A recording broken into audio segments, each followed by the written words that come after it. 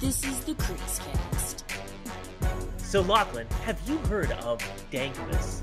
I have not heard of Dankmas until you just told me about it. Yeah, this is the first time we've talked about this. It hasn't been a rehearsed bit that we tried a few times in a row. But yeah. Dankmas was introduced to me by a friend, I think 2 summers ago. And it's basically some guy who just takes, like, random Simpsons lines and turns them into EDM songs or dance songs. Okay. And you think off the top of your head, like, oh, this is going to be stupid. Like, it's going to be crap. But I'm going to share with you my favorite one because it is so funny and so stupid. And it's really just incredible. Can you hear that? Sure can. It was the best of times. It was the blurst of times. It was the best. It was the best. It was the best of times. It was the blurst of times. It was the best. You stupid monkey. It was the best of times. It was the blurst of times. It was the best. This is incredible. Yeah, so this is like last summer, all I was listening to on Spotify. Oh man, we need to get this this guy to make us some music.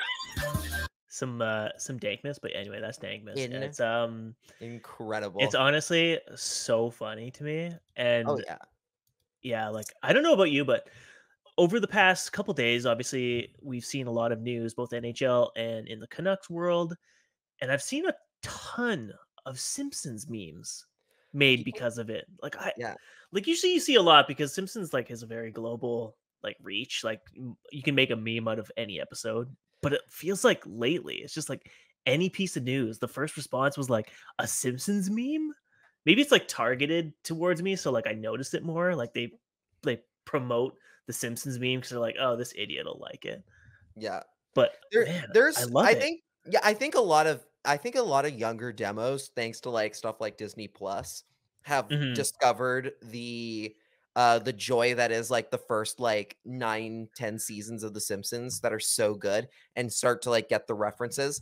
I'll also say like in terms of like you mentioned like the EDM remix and everything, right? Like actually like some of the best like trap remixes I've ever heard are of like random TV shows, or like one of them is like the Little Einsteins trap remix is really good. The Krusty Krab one. I've heard that too. Yeah, there's some good ones out there. Like especially like some of the SpongeBob ones are very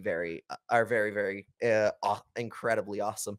Some people are very talented, you know. I've learned this over my 32 years of existence, or 31, or whatever the fuck it is. I've never been able to find a talent myself, but I know it when I see it. Maybe I have a talent for seeing other people's talent. I don't know. Did you see that meme? There's like this meme the other day.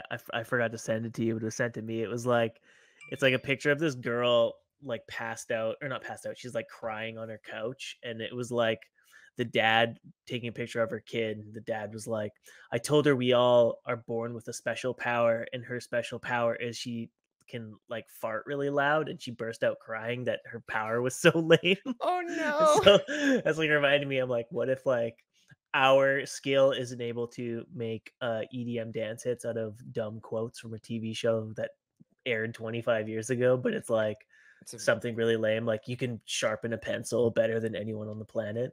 Like something just like really crappy and useless. That is the world. That is the world I choose to live in. Everyone has a special gift. Yours just might be not the most useful. It just might be really lame. It's like Meg Griffin in Family Guy, when her special power is she can grow her nails like a bit long. And she like scratches some random, and he's like, "Ow, is that bleeding? No, but ouch though." That's so true. That's a great bit. I love that. Yeah, but anyways, folks, that's enough talk about Simpsons and cartoons from decades ago, I think. I think I have a way to transition this. I think I have a good way. You know who has a very specific superpower is Brad Treliving at turning former Vancouver Canucks into Calgary Flames. You know, I respect the bit. And okay, first off, welcome everybody. This is episode 161, I think, or 159 of the CreaseCast with me and you, I think. With us together, something like that. We've been at this a while. I know the days time just flying Happy by. Valentine's Day, Happy everybody. Valentine's Day, everyone!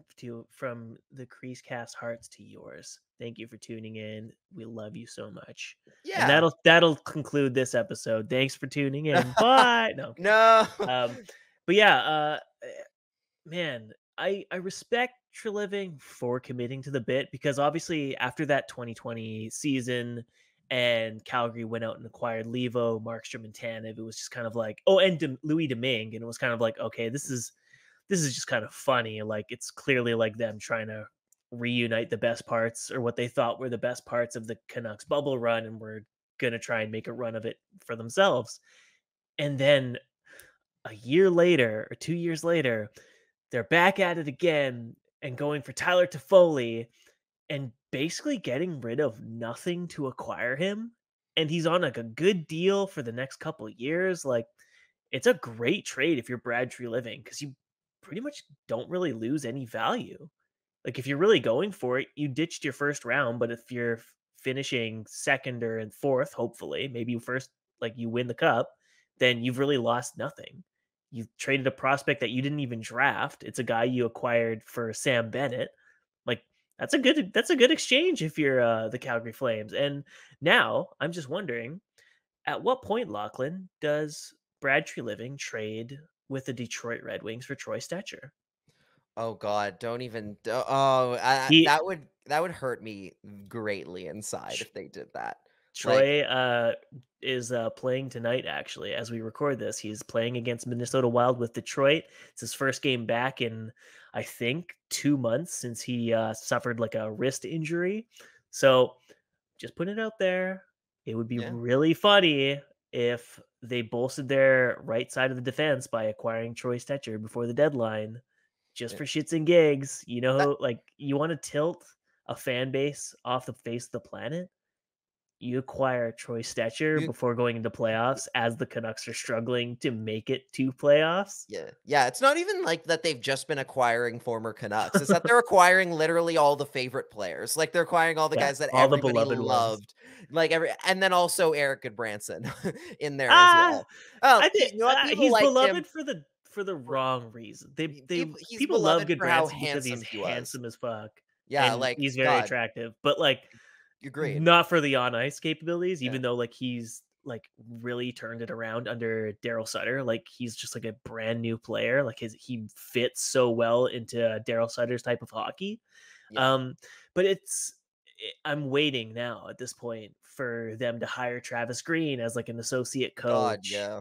Get that Jim guy Benning. working as your line matches or your pregame scouting coach or whatever. Because, like, for all the complaints of Travis Green this year, like, that guy put in work with this group in the bubble and was a big reason why they went as far as they did for his line matching, for his he deployments. outcoached people. Like, he outcoached every Absolutely. coach they came up against in those playoffs, including the team they lost to, including Absolutely.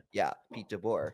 Like, that's incredible. Like, the one thing that would keep me from thinking, oh, like, Troy Stetcher's definitely going to Calgary is, like, Detroit is surprisingly actually kind of in the playoff race right now. And I don't think, like, here's the thing. Steve Yzerman is not a guy who's going to go and be like, we have a chance at making the playoffs. It might hurt us in the long run, but we're not going to sell, kind of thing. Mhm. Steve Yzerman's not really generally that kind of guy.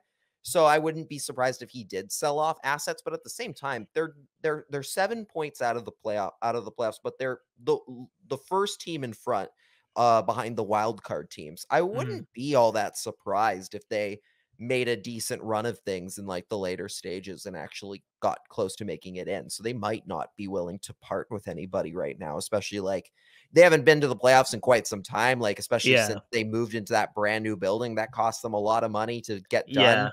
Like, they kind of want to fill that place. And I think you might want to just make the playoffs based off that alone. But yeah, looking at Calgary, I mean, the Toffoli trade for them is first of all, it's a great, of course, like, how could you not want to make that deal happen, right? For sure. Toffoli is making basically nothing to be one of the best scorers in the NHL, at least for like what he does for his role and for what he costs like per goal, essentially, right? Like, he's clearly one of the better contracts in the NHL, and he's performed very well throughout the year, even as the Canadians have really, really struggled around him. And we have stuff to talk about the Canadians like Yes, on the as well. But yeah, they didn't give up really anything too crazy. Like even that first round pick that Calgary's giving them is top 10 protected. Which in a way I'm kind of like, if you're Montreal, like you should put them put their feet to the fire a little bit on that one. Be like, yeah, look, come on, you get a screaming deal here. You sell them on, come on, you're not gonna miss the playoffs, are you? And sell them on that, and then make sure that pick isn't to get that pick not lottery protected, just in case. You Because just butter their bread a bit, like, oh, you're gonna win, trust yeah, me. you tell them, you're totally gonna win. You're a cup contender now. Like, come on, you're not gonna finish out of the playoffs, are you? Like that, you got. I think they could have maybe held their feet to the fire, but it's rookie GM Kent Hughes. He's not ready to make enemies yet, I don't think. And for Kent Hughes' sake, like it's a good trade on his part. He gets a bunch of inbound assets. Like it doesn't hurt his team because like how can you hurt a team that's at the bottom and basically needs to like they're in the Canucks situation, right? Like they just have a ton of money. They need to move out. Like as you're talking about beforehand, they have 8 guys on IR right now, and there's something like $8 million into LTIR with just like how many people are out of their lineup. Like they got to move out cash. Under Bergevin, they signed a lot of guys to like 4 and 5 year deals, assuming they were gonna, I guess, continue their run with Weber and Price on the team. And of course, that didn't happen. Yeah. And that got them stuck with players like Phil Deneau, who they really could have used on a long-term deal, like losing him. And like you mentioned the cap space, like even with Toffoli off of their books, they're still paying the most. They have the highest projected cap hit in the league still, just because of how much is on LTIR right now. So like they need to. This is one of those trades where like there's no loser here. There's a clear both teams get exactly what they need.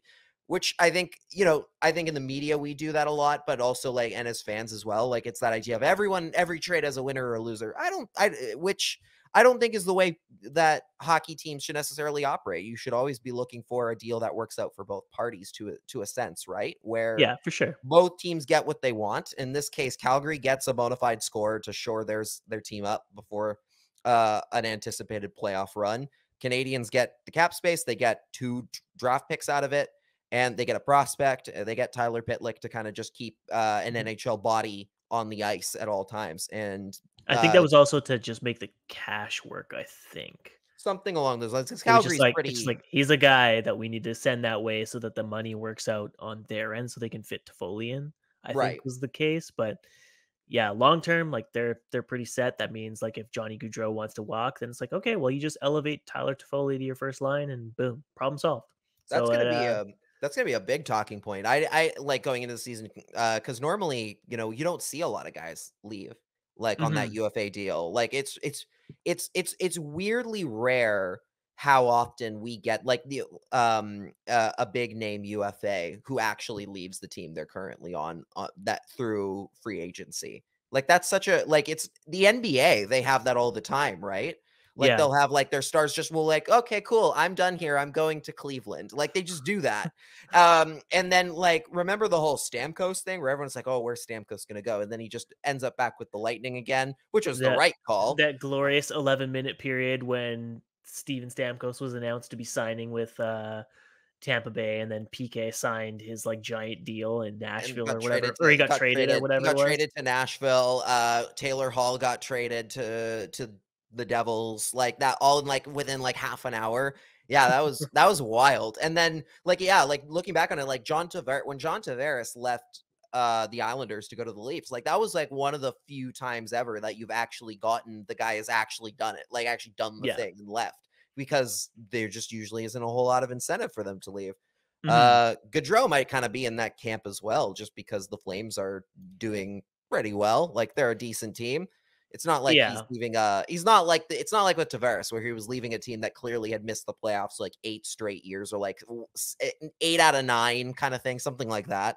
Yeah, and it was a case of like too where like John Tavares like moving to Toronto was kind of like seen like out of nowhere too, like because I think the reason why he's like so loath on the island now is because like he had told the team like, oh yeah, I'm gonna resign, like don't worry, I'm gonna probably resign with you, I'm just fielding offers right now. And then he left at the very last minute, so they couldn't have traded him for like some kind of like 6th round pick, like some marginal value or whatever it was. Whereas for Gaudreau, it's kind of like they've been talking about how he wants to go to the States to play like practically since he like had his breakout rookie year. Yeah. It's like the year after they're like, oh yeah, we're gonna have a couple of good years of Johnny, but he wants to go back to New Jersey. He wants to play in the States. Like, so it just kind of feels like it's gonna happen eventually with him. I guess so. They say that about like that happens with every American player. Like nearly every American player gets that ends up on a Canadian team gets but you know they're just gonna leave to go back over the border the second they get the chance, which usually doesn't happen. Like Austin Matthews to Arizona is always which the second he was today's drafted. news. Today's we'll news, get to that one makes too. that even funnier. Because there's that one. There's like Austin Matthews playing in this sold out 4,000 person venue. I mean, Arizona. Like, he'll sell it out on comp tickets alone, like family comp tickets. Like that's like that. He probably makes up half their revenue each year when on his one game to Toronto. Yeah, like or one game with the Leafs to the Coyotes, right? To Arizona. Like that happens to so many like American players. Like there was the talk of like Gaudreau wants to go to Philly, to Philly because he's I think he's from Philly. I think that's his original. I think from New Jersey. Something like that. He's like some Eastern area. He's from, you're right, he's from Salem, New Jersey, but there's been like some reason there's a link to Philly rather than the Devils for something. For some reason, I don't know exactly what that connection is. Even New Jersey doesn't want him. Yeah. He's too small for a Jersey. Jersey, exactly. But like even with like Philly, like why would I don't think he's going to. Why would you choose the Flyers in the way that they are right now over the Calgary Flames? You wouldn't. Like you just wouldn't unless you're going for very much for the. Wait, where are they in the standings right now? Hold on. The Flyers, like, they're near the bottom, aren't they? They're right above Montreal. Jeez, yeah, it's been a very, very bad year. I mean, Claude Giroux is supposed to get traded probably before the deadline because his contract, I believe, is like, also up at the end of the season. He's gonna pull it John Tavares for sure. Maybe. Oh God, is that you're in here? Wait, are we like Claude Giroux for Johnny Gaudreau? Do they trade one pending UFA for another? And then on like the condition that they're both like signing extensions with the new team kind of thing. Like, or better yet, sign and trade. The Vegas Golden Knights somehow trade for. Oh God, Giroux. no! Oh God, like we've put half the team on. We're gonna play 3-on-3. We're gonna play three players all year, like against 5-on-3 all year. It's just gonna be Eichel, Giroux, and play 9 forwards and 4D for the entire and no backup goalie. And then somehow they'll still just win the Pacific Division. Like they'll still win it, like, because no one else is close. And they get swept in the final and be like, "Damn it, we're so close." You know what we need to do that even more. Our system that hasn't really worked. We need to just do it, but even better. Trust the process, I guess. Like I guess that's what, but in a very different way. It's a weird process, but we're trusting it. Yeah. Now, with Toffoli having been traded to Calgary, first of all, this sucks for the Canucks on a number of reasons, but it also is not entirely, but it doesn't entirely suck for the Canucks.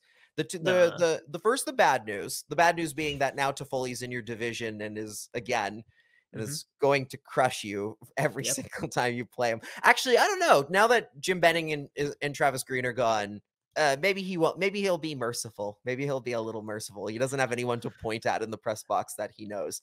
So maybe they'll go that route. He'll go that. Maybe he'll be kind. Especially because he'll be like, it's not your guys' fault anymore. Yeah, exactly. Like his teammates wanted him back. It wasn't their fault. It wasn't their fault. He didn't get re-signed.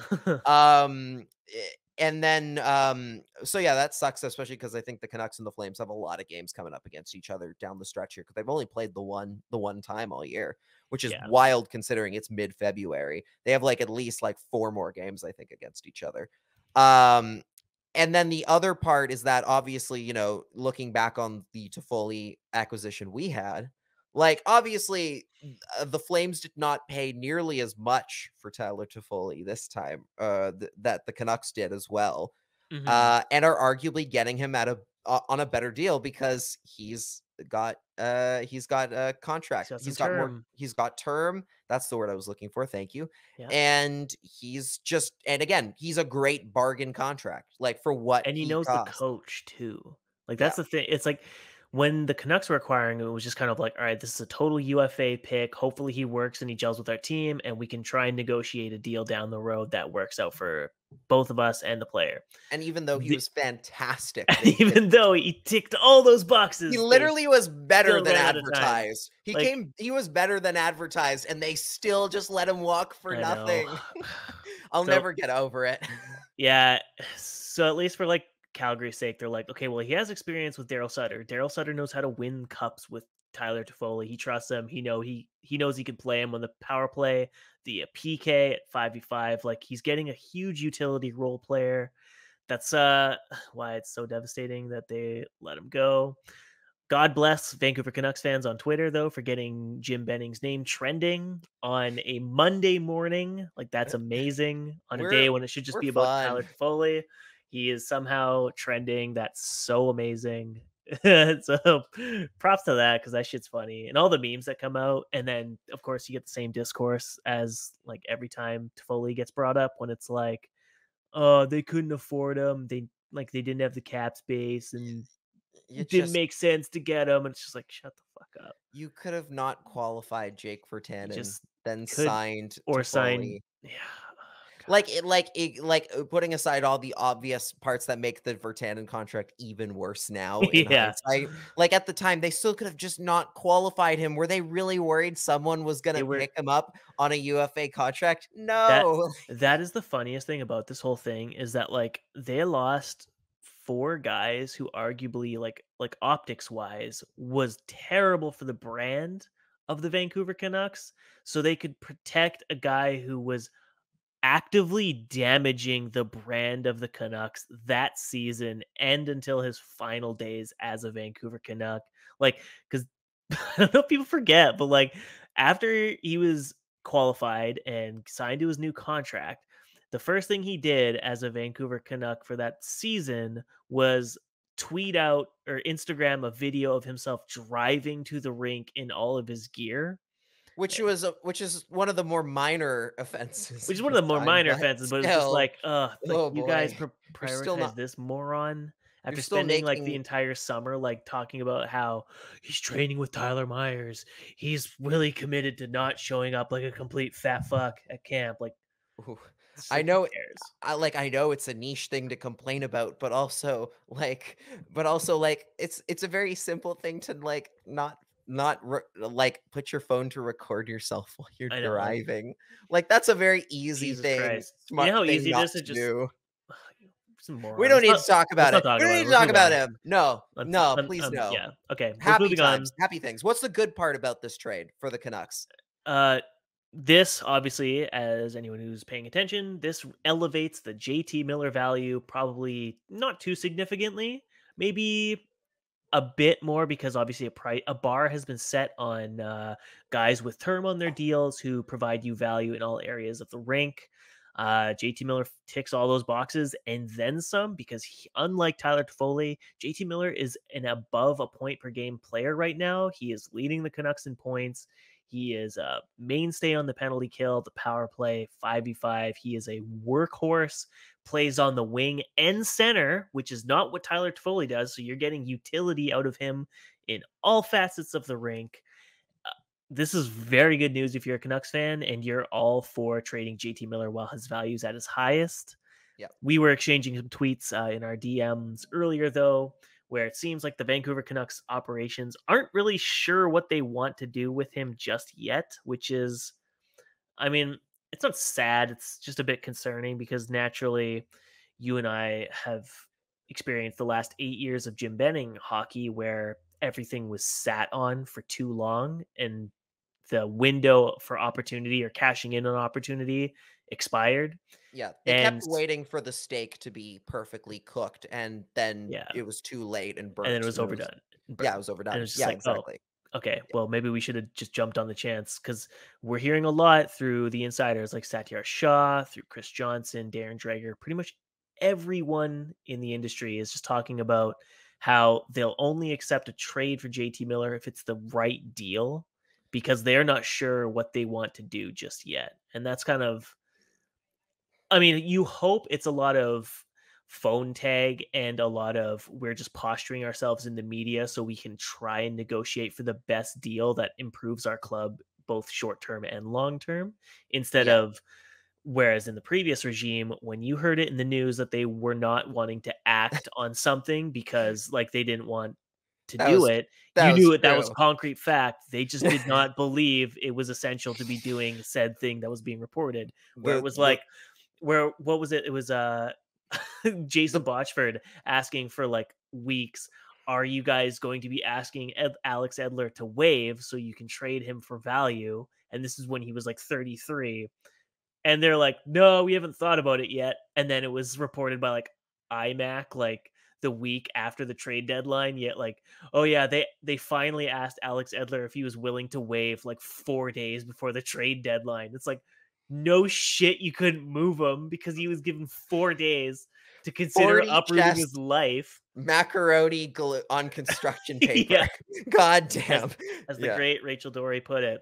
The great some Canucks GMs, executive or Canucks yes. front office member. I don't know if she's technically an executive. I guess front office is just the It correct way to depends put if it. she's running. If you're running a department, you're considered like an executive or like Okay, a then management person, she's but just she's front not. off. Yeah, she's Yeah, just front just like office just member. managerial staff Yeah, or whatever. a great quote. An elite quote. Great quote. And yeah, I think this is like I have two schools of thought on this. One being that I do think that this is more about the gamesmanship of getting a deal done, because Certainly. yeah, when things leak, when details leak to us and like to other press people, like that can definitely make a difference in and how a trade gets done, or how like or whether or not a concrete deal even happens in the first place, because sometimes like that can lead, because sometimes like that sort of stuff just even will lead to like hurt feelings from players, like if they're hearing their name out there in the middle of a trade thing, like, and that in itself can completely affect how they want to approach that. Like, let's say you're a player with a no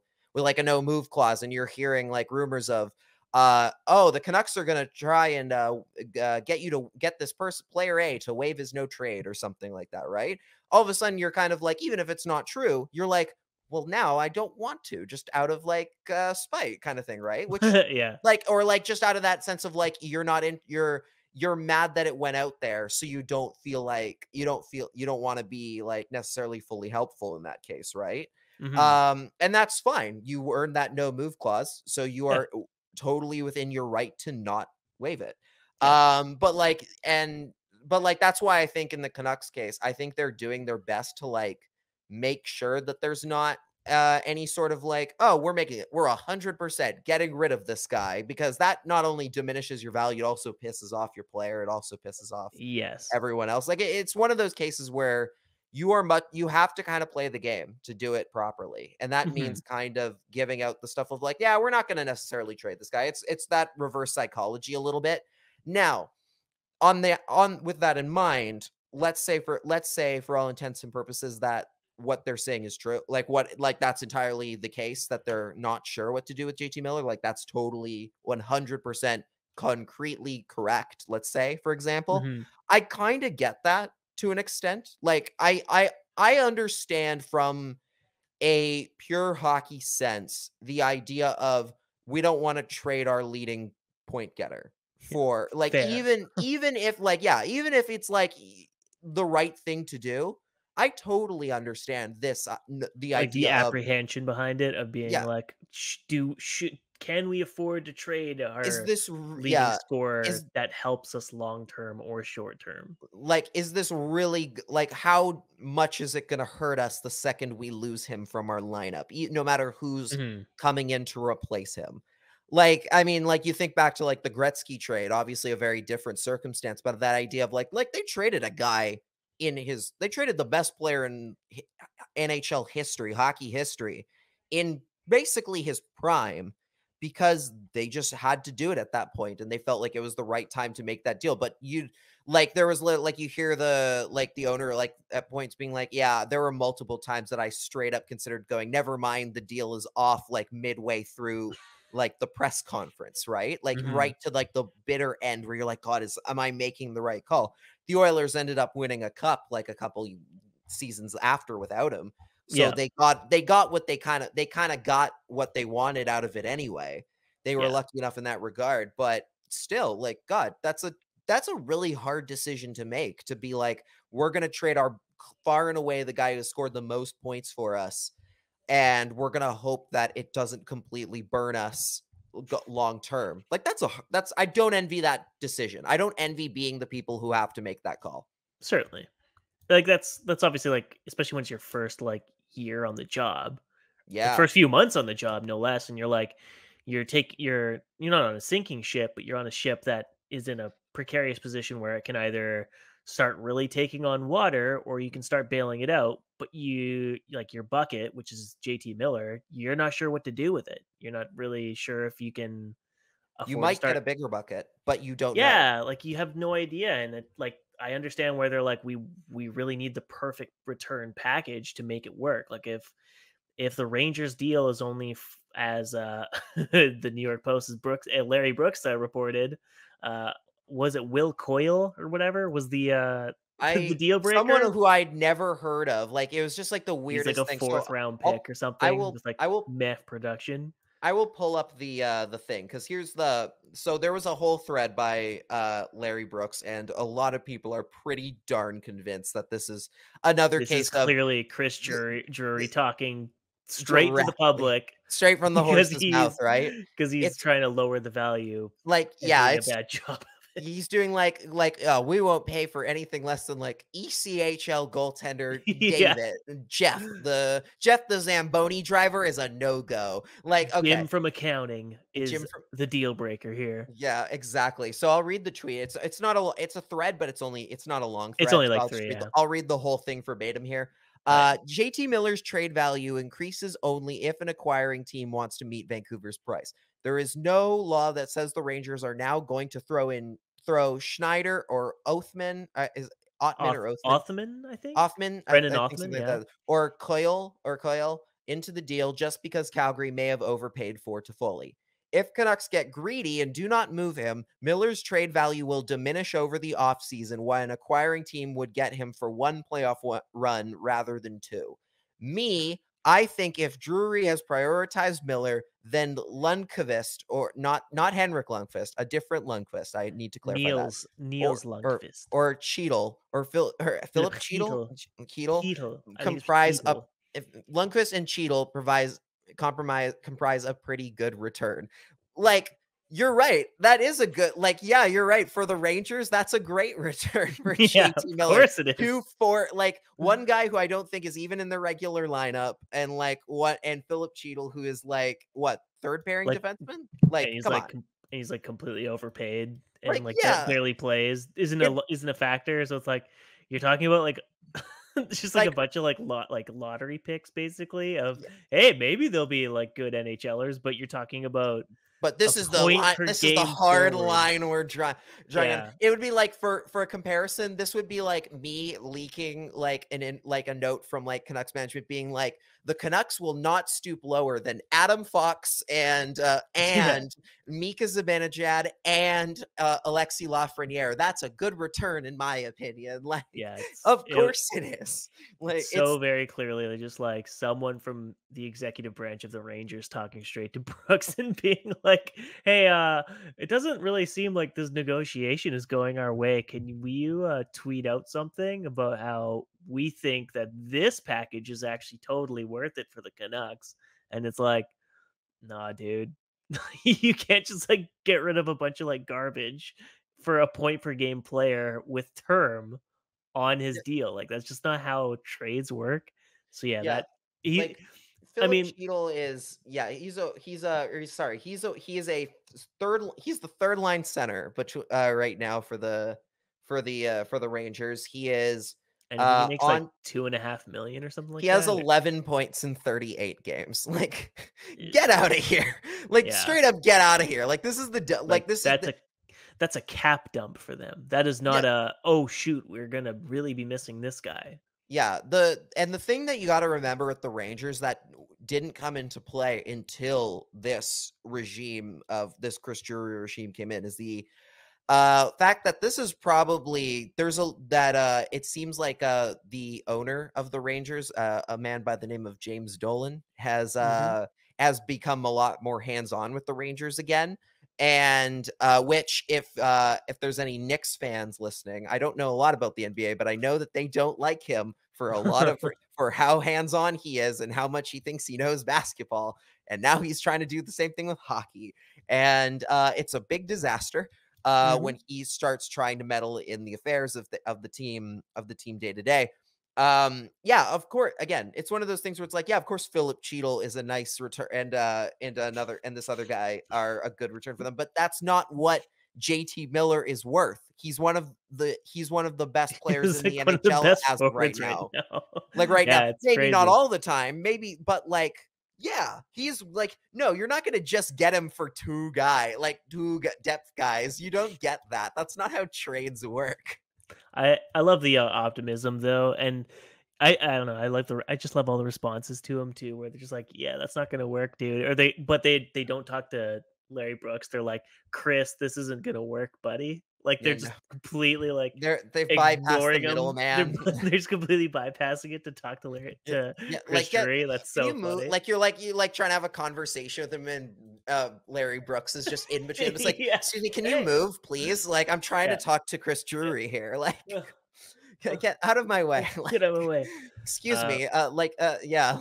Or you're trying to get to the hors d'oeuvres plate and the guy just won't stop talking to you. You're like, oh my God, I see the quiches. I just want to get over there. Like that's what this is. Look, if the range, and as we've learned from watching Jim Benning run a team, like, and we're using air quotes because it was very poorly run. So yes. But like, if there's one thing I learned during the 8 years that he was here, it is that the team that is desperate to get a deal done is not the team that's trading the incumbent like player. It's the team that is desperate to make the playoffs by any means necessary and will make a clearly lopsided trade to make that happen. Right. Yeah.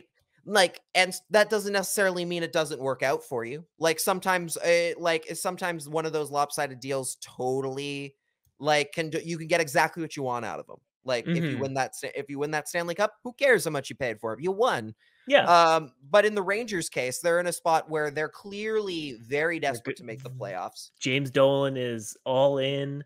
He completely torched his front office because he wanted affirmative action. Now. He wanted playoffs right now. He didn't care who he had to fire to get the guys he wanted. He employed Chris Drury. They completely overhauled like the image and complexion of their team so that they were tougher to play against, because James Dolan didn't like how they were walked over by Tom Wilson. So they got tougher. They spent a ton for Barclay Goodrow. Like there's clearly like a roadmap to the cup in James Dolan's mind, which is like fine. If that's what you think is going to take to win a Stanley Cup, then sure, that's your vision, and you stick to your vision and you stick to your plan. And by all means, it's worked so far. They're surviving off of elite goaltending, and they are not even in a wild card. They are in the top 3 of the Metropolitan right now. So like whatever their plan, no matter how silly or ridiculous it seems from like the agenda, they've won 7 of 10. It's working. Like it is paying off. It is just kind of like it's a mandate being set by an owner. So it's just kind of like it's just very funny how it's all shaking out. And if you're the Rangers, let's say you kind of level off. Like, let's say you level off right now, like the Capitals have been struggling, which is kind of why they've got a little bit of wiggle room here. Let's say the Capitals come on, which a little bit late in the season, like, or closer to the deadline, which, you know, with a team with Alex Ovechkin on it, they're always going to be in that conversation regardless, right? Yeah. Let's say the Islanders are also like, let's not forget the Islanders. I mean, they have an insane number of games in hand. Do you know, like, okay, the Rangers, they have the least amount of games in hand, I believe. Do you know how many that is?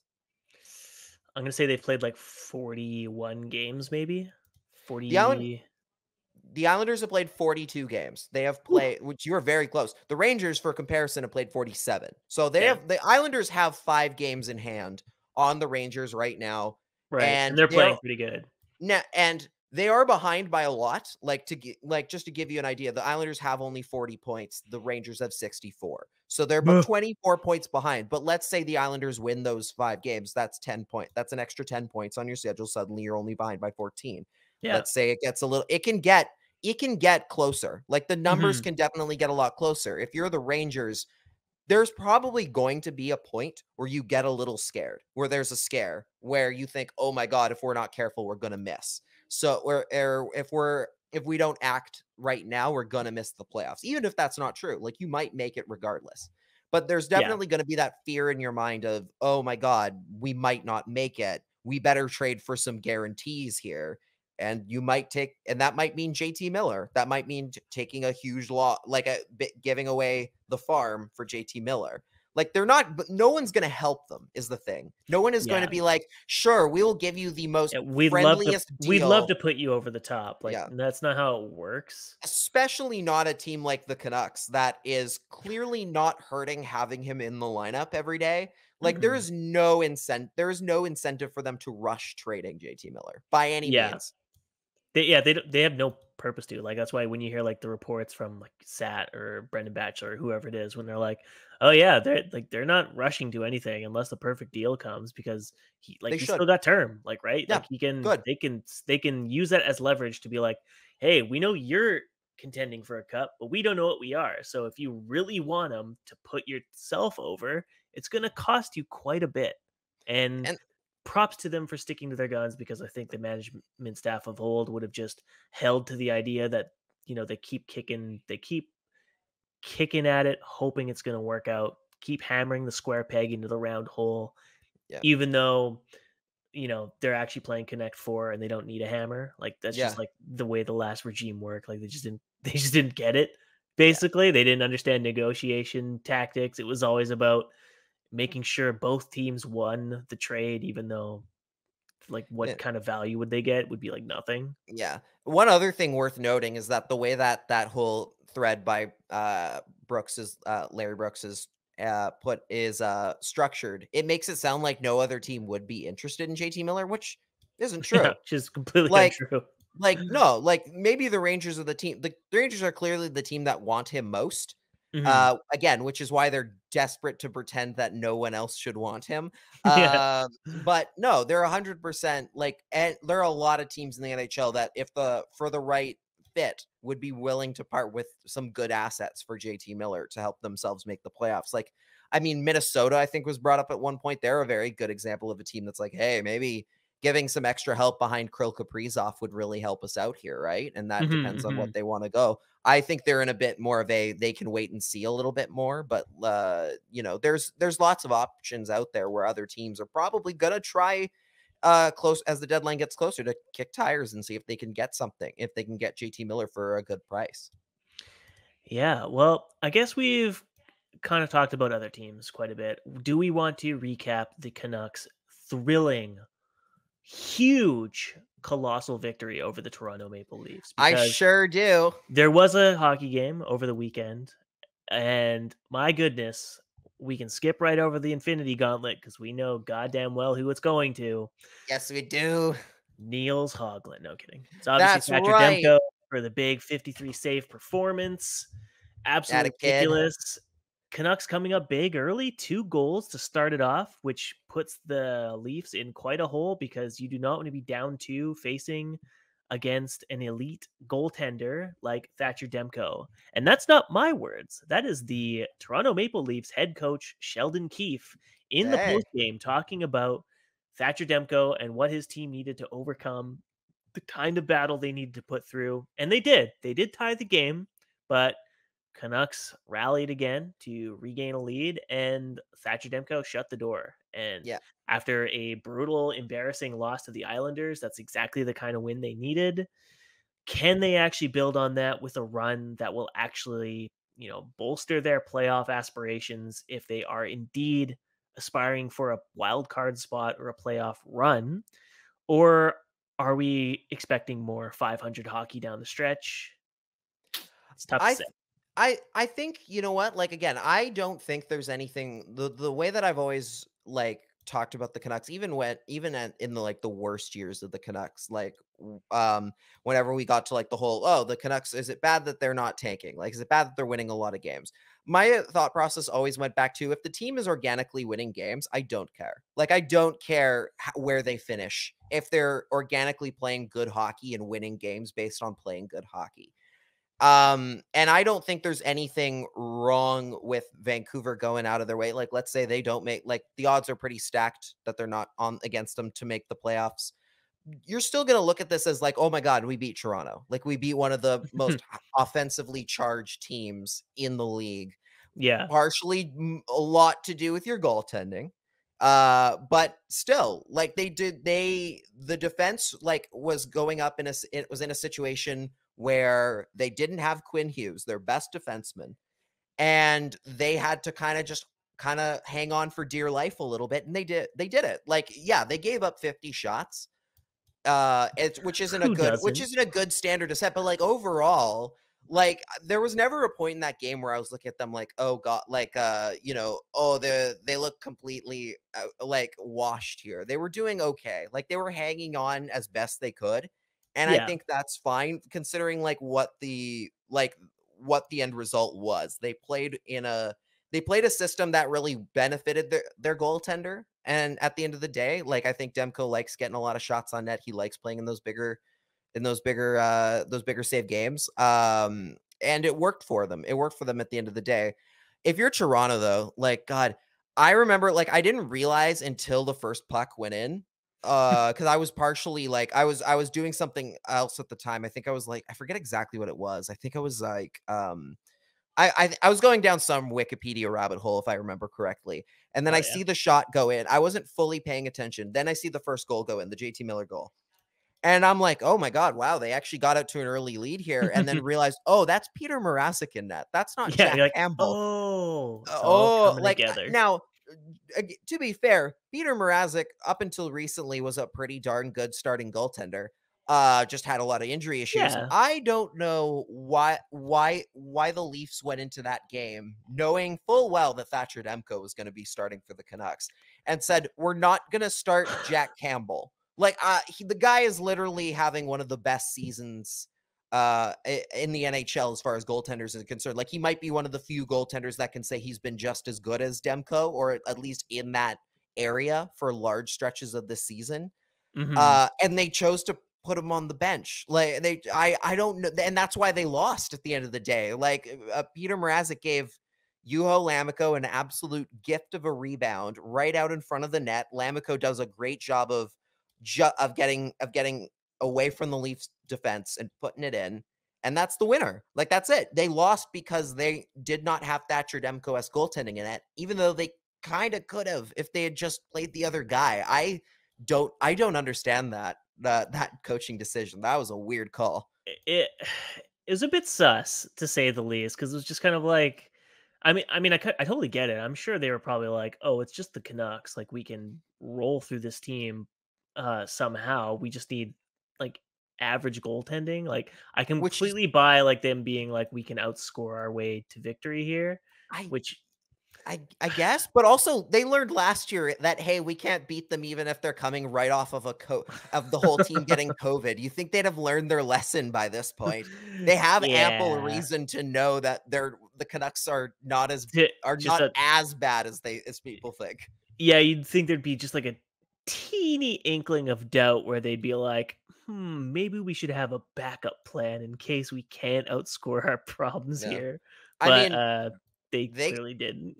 They clearly didn't. In fact, like, they didn't. Both their goals were special teams. They didn't even score. They didn't even score a single 5-on-5 goal. No, the Canucks have been very good at 5v5, and like, yeah, sure, they gave up like a crap ton of volume against the Leafs, but at 5v5, like, they really kind of shut the door on them, and they've been, I think, one of the best teams in the league right now at preventing 5v5 goals. I think they have the second lowest or the lowest amount of 5v5 goals allowed, which is crazy because how often have we talked about how poorly this team has been defensively? And it's like, well, it's just one facet of the game where they've really been at their worst defensively, and that's the PK, where a historically bad PK has basically sunk their entire season. Yeah. And that's pretty rough for them because it's like, yeah, all you needed was to just be average. Mediocre penalty kill. You might be like straight up. They might have won like 7 more games by this point. Yeah, they literally could have been like a wild card team at this point if they had just simply got like a decently average, like a league average penalty kill. That's all they really needed.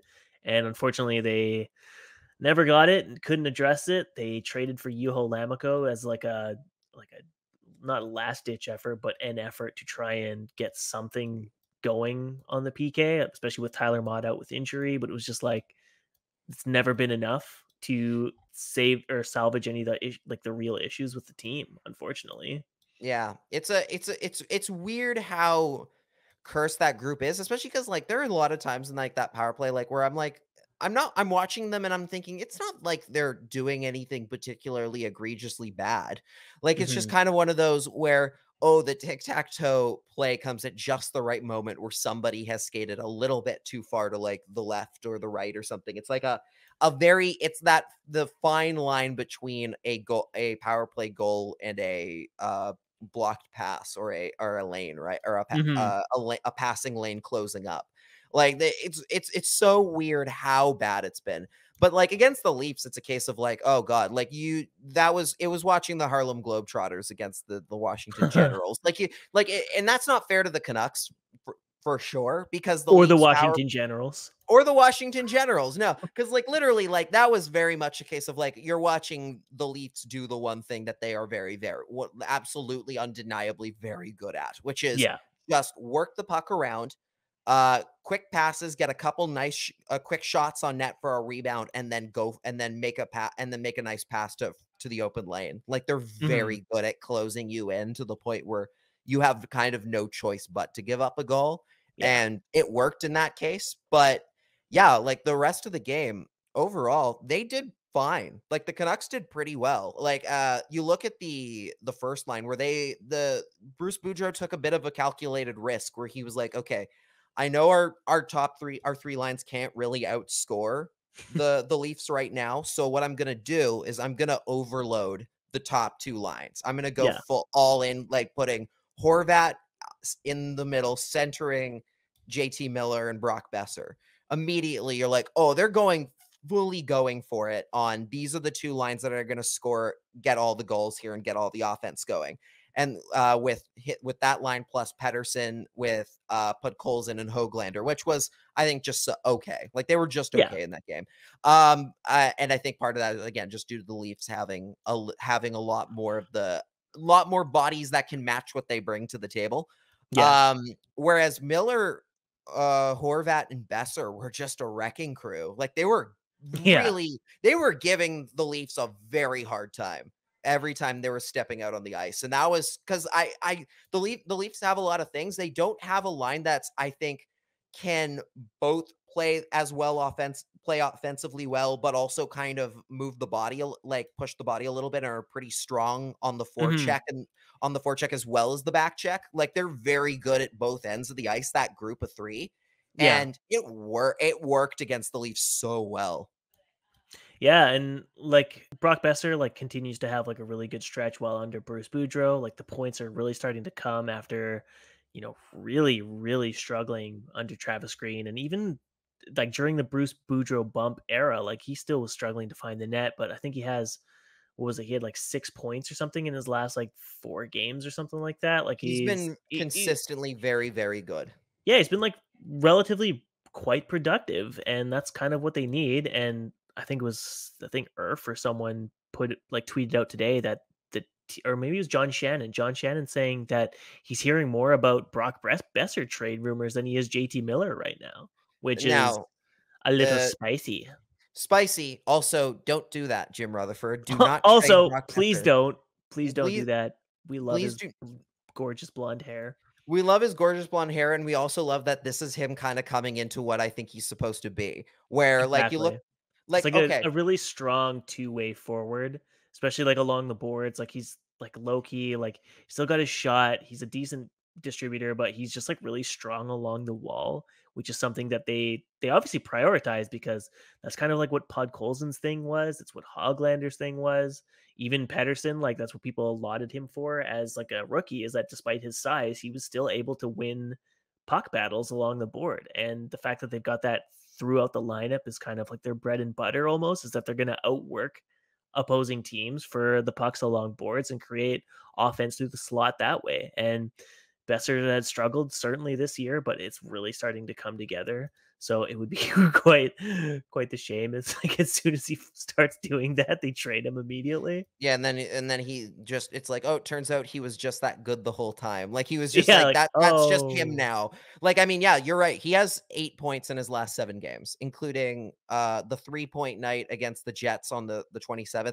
I think that's one thing that's also kind of hampered him slightly, was just they had that weird layoff between mid-January because of all right. the pauses and stuff, or like early Mhm. January. Like I think that affected him a little bit, because like there was like a one stretch where he had no points in 3 games, like on that home stretch, that first stretch back home.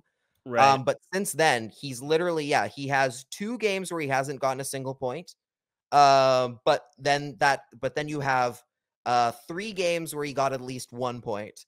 The 3-point game against the Jets, and then 2 points against Toronto. Like that's he's looking he's scoring consistently right now.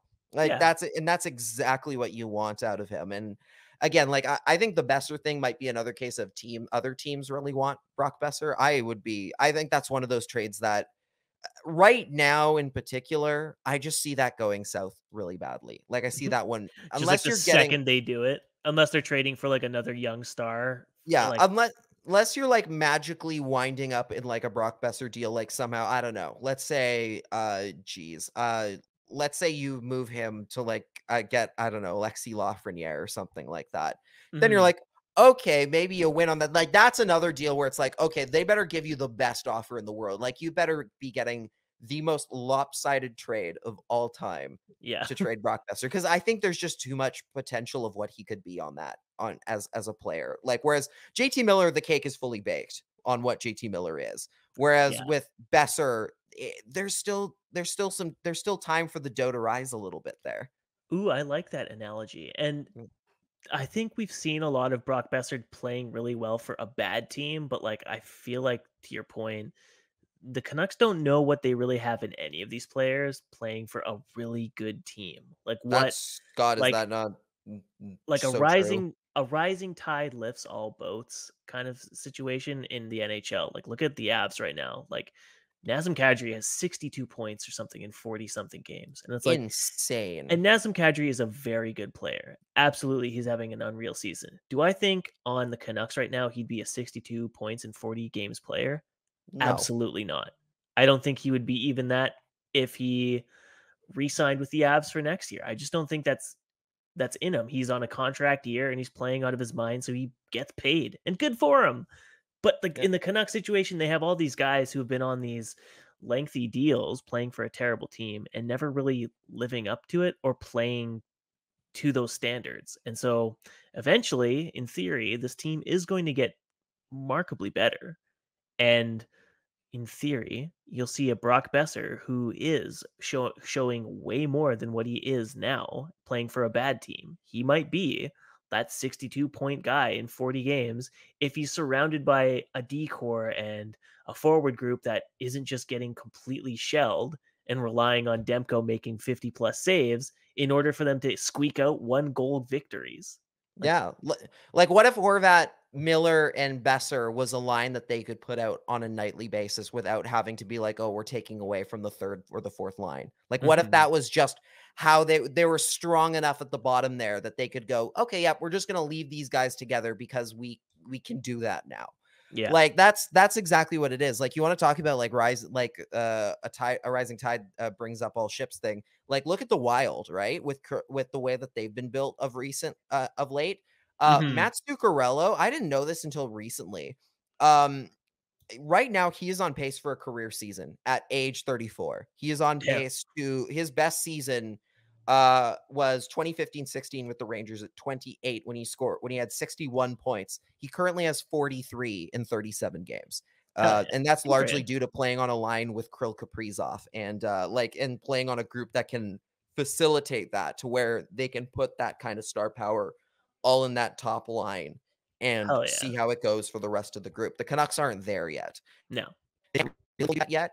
But yeah, like that's the kind of potential you could be looking at. Now, that might also that might hamper the argument with JT Miller, with the JT Miller trade, and why that's a good idea as well. But like with Boeser in particular, it's that idea of I just think there's more. I think what we're seeing now is closer to what he could be. It really does feel like that with him.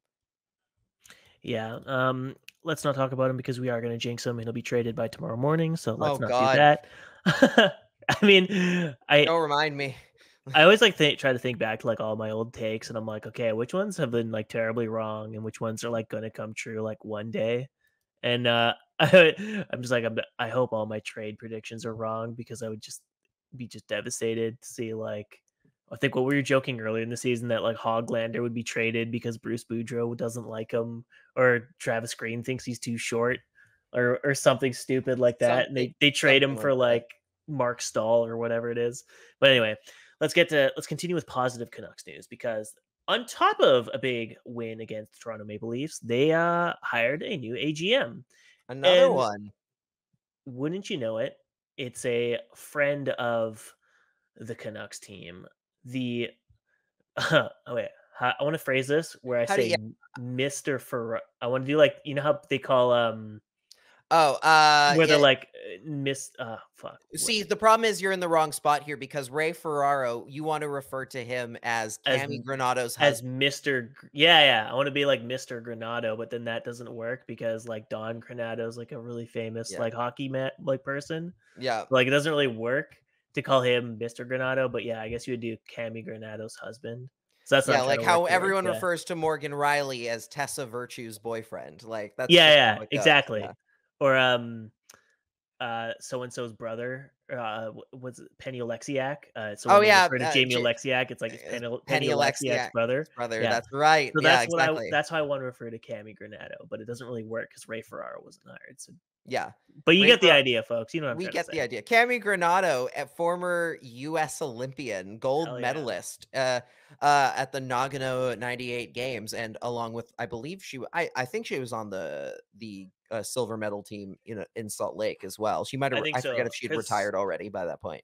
I think because her whole Hall of Fame thing was like she was like the first like captain of the a gold winning team, and then won 2 silvers after, or something like that. I can't remember, but point is, she was hired to be a AGM in a kind of overseer of the amateur and pro scouting departments for the Vancouver Canucks, which is exciting because we're seeing the team expand on their office, and they're going with intelligent people with actual hockey history, credible hockey history, hockey Hall of Famers, no less. Yeah, literally a Hall of Famer. We have a Hall of Famer working in the front office now. That's it's awesome. No longer the Hall of Famers didn't go to Florida. the Hall of Famers are now being hired by the team. Like that's great. I mean, with Luongo, they could have gotten one more, but hey, there's still time. He could, fingers crossed, he might come back. You never know. No, at this point, we got Patrick Alvin now. We don't have there's no opening left, unfortunately, for him. What's going to happen is the Calgary Flames are going to hire Roberto Luongo to be the AGM. I would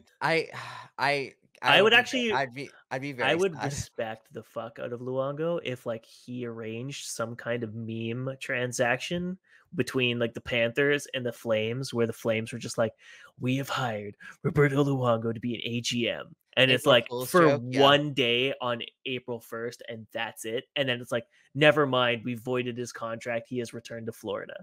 Just for the fucking memes to rile up all the Vancouver fans. I would be very, very sad. It would be so funny, dude. Yeah. It would be very funny. I would be livid like for that instant where you're just like heartbroken. Like, no. I'd be so mad if the Flames hired him, because I'd be like, God, they're gonna win now too. Like I know how this works. Yeah, true. But I mean, hey, with the front office the Canucks have right now and the way they've been building things, like here's the thing, right?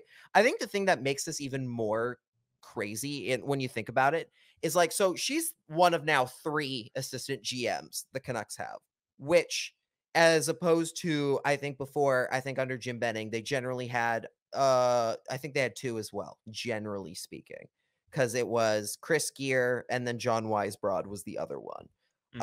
Those were like the 2 AGMs, but even then, like Chris Gear got promoted a lot later. I don't think they had more than 1 AGM for a very long time, or at least for for a long run of Jim Benning's tenure. This is what you can do. Like I think we've said this before on this show, that there is no salary cap for coaches. There's no salary cap for executives. You can hire as many as you want. That is where you can make, like, if you have the money to do so, that is where you can make the biggest difference in an organization, is by bringing in and hiring as many smart people as you can.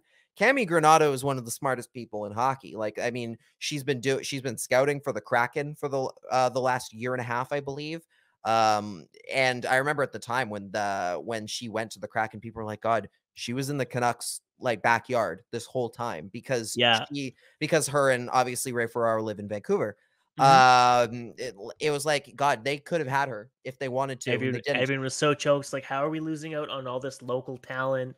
It was Cammi Granato, it was Ray Ferraro, it was the Computer Boys. It was just like, how can this ownership group not capitalize on all the local talent that constantly gets churned out by Canucks Army or, you know, whoever it is? How are they haven't hired me yet still. Like, they haven't hired us, and we have amazing opinions. Like, that is just unacceptable. But the frustrations were like totally legit. And I think a lot of people too, after Cami Granado got hired by the Seattle Kraken, everyone kind of assumed like, oh, like that's it. Cami Granado is going to be just off the table, because she's now going to probably be on the up and up with this brand new franchise that like clearly emphasized hiring women, having a diverse front office staff, managerial staff. Like, it's kind of like, oh, like that's it. Maybe next year, maybe another decade from now, she'll be available. I did not think she'd be available this soon. Yeah, no. To hire for an AGM position. Like, that's a coup, really, by the Canucks. Like, props to Jim Rutherford and Patrick Alvin for fleshing out their office staff by getting someone with as much history and, you know, like legit like weight behind her career as Cami Granado. Like, that's a big hire for your scouting staff and for your head office. That rocks. Yeah, like they clearly, like, you want to talk about somebody who's paid their dues. Like, Cami Granado has paid her dues and then some. Like, she's done everything. She's played. She's won Olympic medals. She's worked as like on like TV as a commentator before. Like, she had the On the Bus with Cammy and AJ podcast with AJ Malesko, which I believe is over on the Sikaris and Price Network or whatever, the Go Sports, I think it's called. The Go-Gurt Sports, Go-Gurt Sports. That's what they should have named it. Like, God, that was what a missed opportunity. That's an advertising sponsorship right there, and it's ridiculous they haven't done it. That's also, I will say, that might be a joke that they might not be. They might be the generation behind to get. Go-Gurt is very much Gen Z millennial bit. That's true. But like, God, yeah, inducted into the Hall of Fame. There's so much there for what Cami Granado has clearly like been capable of doing for a long time. And it's frankly a crime that it took anyone as long as it did to hire her in the first place when the Kraken did. Like, that, it is crazy that it took that long. And so for the Canucks to now go in here and actually be like, hey, we can offer you even better. Like, we can offer you even better than a scouting position. How'd you like literally a full-on executive role as a member of the Vancouver Canucks? Yeah, like, huge.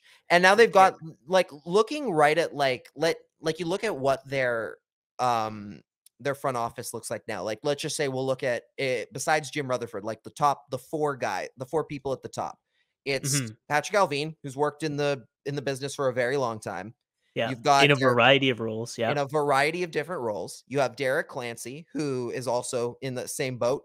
I believe did a lot of scouting as well. I think he's director of player personnel for Pittsburgh for quite a while. Now he's in the same kind of role as Cami Granado, where he's also overseeing the amateur and pro scouting departments. Like, they've got a lot of people in these roles that haven't specifically been one thing their entire NHL career. Like Yeah. they've been up and down doing a bit of everything, which is going to help them when it comes to making big picture decisions down the road when it comes to Yeah. things like what do we do with JT Miller? What do we do with Brock Besser? What do we do with the Yeah. cap? Like this, that, and the Yeah. other thing.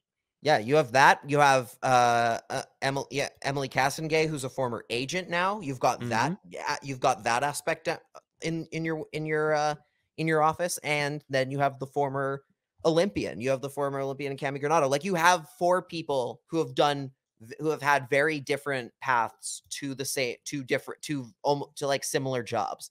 Yeah. And that in itself is really, and that's exactly what the Canucks said they were going to do. What Jim Rutherford said he wanted to do is bring in people from different walks of life who have gotten there in different ways and paid their dues in different sorts of ways. And they've done it. Like they totally have done that, and they might not even be done yet, which makes it even better. Like, Yes. yeah, like it's one of the, and again, it's one of those things where like there's no rule that says you have to be like, okay, we've hired these jobs now, we don't have to hire anyone else. We're done now. We are done. It is closed. All applications can go in the garbage. Like, no, they can literally, if they want to, if they have the income to, just keep hiring more and more people. Like, sure. Just flesh that shit out. Hell yeah. Yeah. Yeah. Like, sure. Too many cooks in the kitchen can be an issue, but like at the same time, like from a realistic standpoint, like, yeah, there's no rule that says how many they can or cannot have, running things and like it working in some capacity there. And I think that the way the Canucks are going and the fact that they don't even seem to necessarily have every single person in the office that they want there yet makes it all the better that it could really improve the way that they make all their decisions. And that's kind of the big thing here is that whatever the Canucks do here, like Patrick Allvin is yet to have to make a move yet. He hasn't had to do anything serious yet. And I think that in itself is interesting. Like, it'll be interesting to see what the first deal is, like what the first big decision the organization makes with this new look regime here, and what it can kind of tell us about how they're going to be running things going down the line. Because that first impression matters a lot. Yeah, like obviously, I'm sure they're aware of it. Like we'll get into this quite shortly here, but obviously optics is a very big deal for this management group and the ownership group moving forward. They need to do a lot of damage, like repairing with the fan base, because obviously the last regime wore out their welcome. 8 years was too long to accomplish so little, and so they are very cognizant that the moves they are making are to set the team up long term to have faith in the organization, the directions they're going to take. So that first trade or that first signing or whatever they do, it no pressure, but it does need to kind of be a home run and prove that like the hires that they made, all of these people they've acquired for their head office, like that's all well and good. But if at the end of the day, the first move they make is like, re-signing JT Miller to an 8-year, $64 million contract, it's going to be like, oh, well, that's not encouraging. That does not make me think that we've learned anything from the last 8 years, right? So obviously, like there's a lot of pressure on them to make the right decision with their first move. And like, it isn't really fair to Jim Rutherford where it's just like it's not his fault that the last 8 years were so bad. But his first move is very much going to be like an indicator of whether that legacy of failure continues or if it starts fresh. And to have to make that on the backs of what do you do with JT Miller? Like that almost like sucks for him, right? Because I feel like you're either going to lose the trade just optically because you're getting rid of such a stud player for you, or you're going to lose it because the return isn't viewed as good enough, or you're going to just straight up lose it because people just love JT Miller and they don't care if they would have lost him for free in free agency, right? Like you're not going to win regardless. And, that kind of sucks for Jimmy, but I have faith now that they've got someone like Cami Granado on their head office staff, who's obviously got the entire book on the Vancouver Canucks, since that's who she was mostly scouting while living and working out of North Van. Yeah. So hopefully they have the book kind of read on this team. They've kind of indicated as such in their limited availabilities, that they don't believe this team has enough speed. They don't think it's skilled enough. They don't like they know there's a lot of issues with the cap situation, the contracts on the defense. So they know there's plenty of work to do. And Yeah. I'm sure they're probably of the mindset like, yeah, we don't really want to trade JT Miller. Like ideally, we'd want to completely trade out everyone from the defense except for Quinn Hughes Yeah. and start from Ideally, scratch. you trade out all the bad players, but you keep the good ones. But Yes. that's very That's much an team easier. building. Yeah, that's what this is all about. It's like that's Yeah. what, but that's obviously, as That's we all all it- know, that's easier said than done. And it's very difficult to do when you don't really have picks or prospects at your disposal, because as we've talked about many times, the prospect pool has practically nothing in it. They don't even have their second round pick for this year. Like it's pretty dire in terms of having things at your disposal to help move away from the contracts that would make improving this team like easier to do. Like Yeah. they're kind of looking at like basically like, how do we get out of OEL? How do we get out of Hamonic? How do we Yeah. get out of Pullman? Like there's a It's laundry incredible. list of fixes they got to make Yeah. that will shape how the fan base is receptive to all of these head office moves. And that's a lot of pressure under them, because I mean, a ninth year where they are not making playoffs is rough. Yeah. But at least because it's a brand new managerial staff, they kind of got like some wiggle room here and next year to make the moves to try and improve the team for the long term. Yeah, they get plenty of runway to make good decisions and to fix things. Like it's Maybe gonna not be 8 years. Yeah, not 8 years. No, hopefully not. Hopefully not. Like, hopefully, if they're like, as I hope with any organization and management decision going forward, if it's been 8 years, it's been too long, and they still are as bad as they are. It's been too long.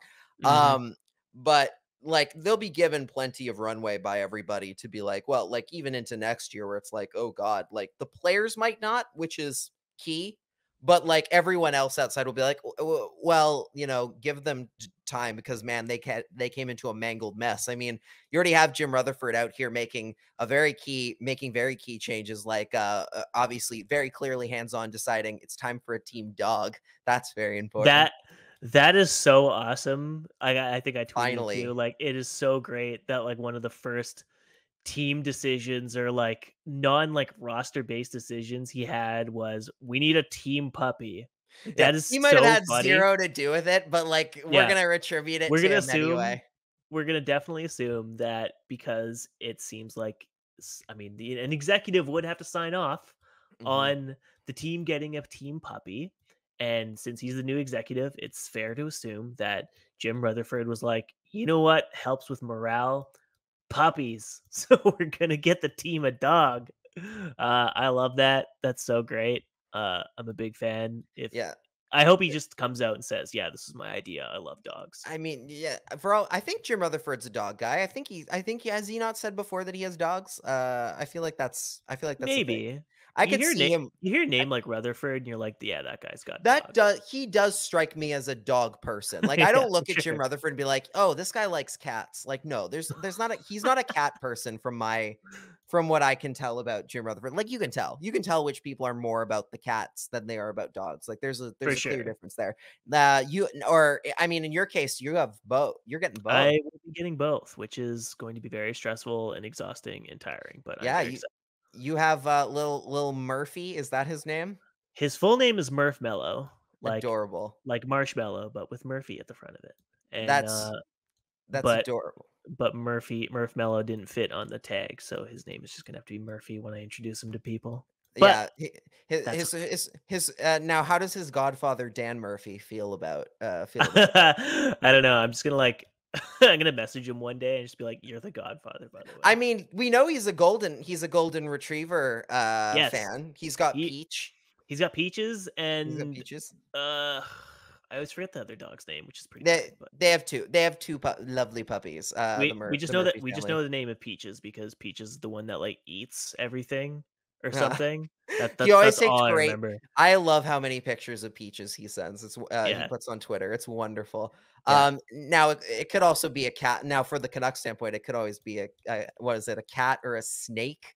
Team Snake would be pretty funny. It'd be gross, but it would be weird. Like all I can think of is like As like the team snake ate Quinn Hughes. Hey, there's a rabbit in here. Why, here comes Lumpy, the team snake. All the players are just Yeah, eating. the big Is it, comical outlines on the body. is it just slithers by?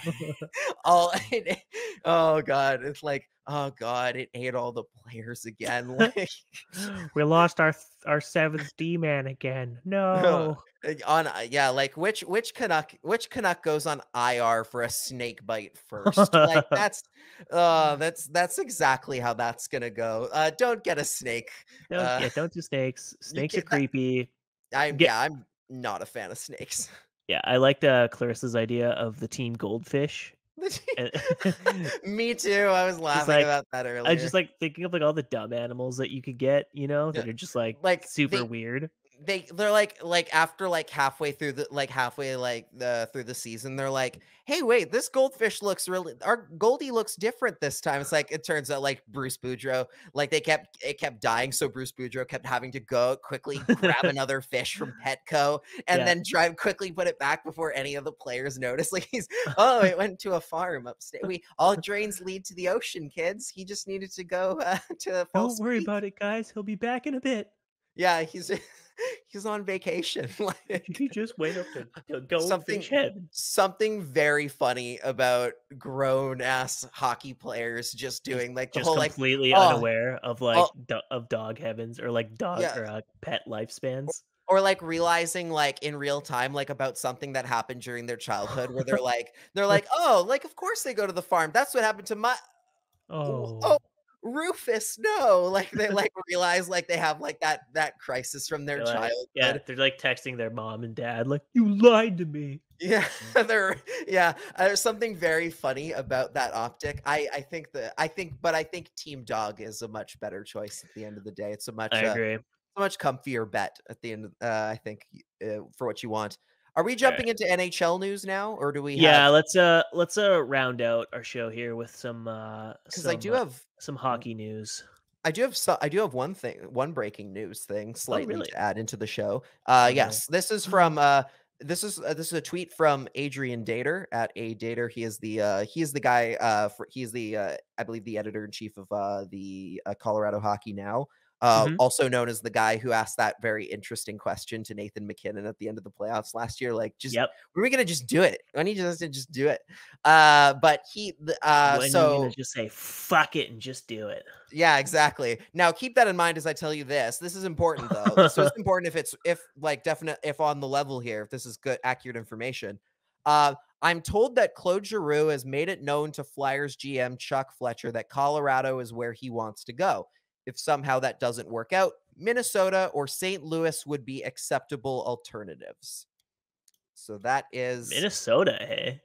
I mean, like I said before, Minnesota is in a spot where they're pretty good. Like the Parise Suter buyouts definitely throw a weird wrench into things here and there. But that definitely screws up their long-term outlook, at least. But at least in the immediacy, it's kind of like they're competitive with Kaprizov, so long as they have him, right? Yeah, like who do you like if you're Giroux, obviously yes, Colorado is a good spot. Like perfect. Like that's a great place to go right now. Especially if you're on like your last year of a deal, right? Minnesota's in there as well. Like I think Colorado, it's more likely that he signs long term right away. Whereas with Minnesota, I could see it kind of eking out into the offseason. Like, I mean, if it's down to one of like that, like I don't see St. Louis being a really great option for Giroux for what he wants. Like they're doing okay. Like they're, I believe, top 3 in the Central. Like it seems pretty clear he wants to go to a Central Division team, I guess, for some reason, which is an interesting like caveat. Better time to watch TV, I guess. I guess, but like you look at the Blues, right? Like they're still kind of on, the outside looking in a little bit because they're in a wild card spot right now. And I would say that like if you're Giroux, I think your best bet is it's probably like I honestly think like Minnesota might be the most interesting option there for you if you're Claude Giroux. I think so too, especially, but unless he's like, it depends if he's looking for like a short term, like I just want to finish the year somewhere and have a chance at a cup, and then I'll re-sign elsewhere.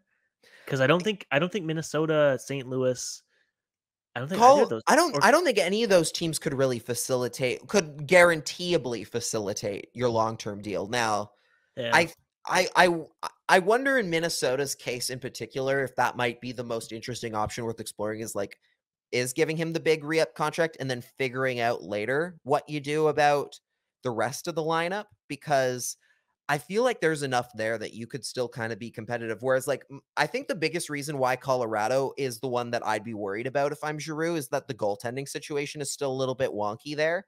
Mhm. Like, I see Minnesota as a team that can, in a way, almost, I feel they're more built for a long playoff run at the current moment, just based on the fact that they have guaranteeably strong goaltending in Cam Talbot and Kaapo Kähkönen than the other two options there. Like, I mean, Ville Husso has been incredible for the Blues. Yeah, he's been he's been saving them from from Jordan Binnington just being, From Jordan Binnington being nervous, yes. And Colorado, and then like Colorado, I think is a team that can go, like, they can clearly play and win a lot of games in spite of their goaltending being as strong as it could be. But that's not to say, like, Darcy Kemper is good when he's healthy. Like, they've won 9 of their last 10. They're doing they haven't lost a game in regulation in their last 10, which is wild. They might be like either of those teams. I think Minnesota, Colorado being a good spot for Giroux. Like, that would imagine that though. Like, watch out for whichever team picks him up. Then it's right? like, oh fuck, that team is a juggernaut. If they weren't already, right? Yeah, like, if Colorado somehow made it work, like made the cash work, like it's just like, jeez. If Joe, like, God, if Joe, like, give Joe Sakic executive of the year if he somehow manages to get Claude Giroux and not give up like even like a really premier asset on your blue. What does that start with? I guess, I mean, it would probably have to be Kerfoot, maybe, right? And then no, he's a Leaf. You can't give him Kerfoot. Or sorry, not Kerfoot. What am the fuck? I think you're thinking of Sam Girard. I think that's no. It's the It's not Cale McCarr. Newhook. Yeah. Okay. Newhook, maybe.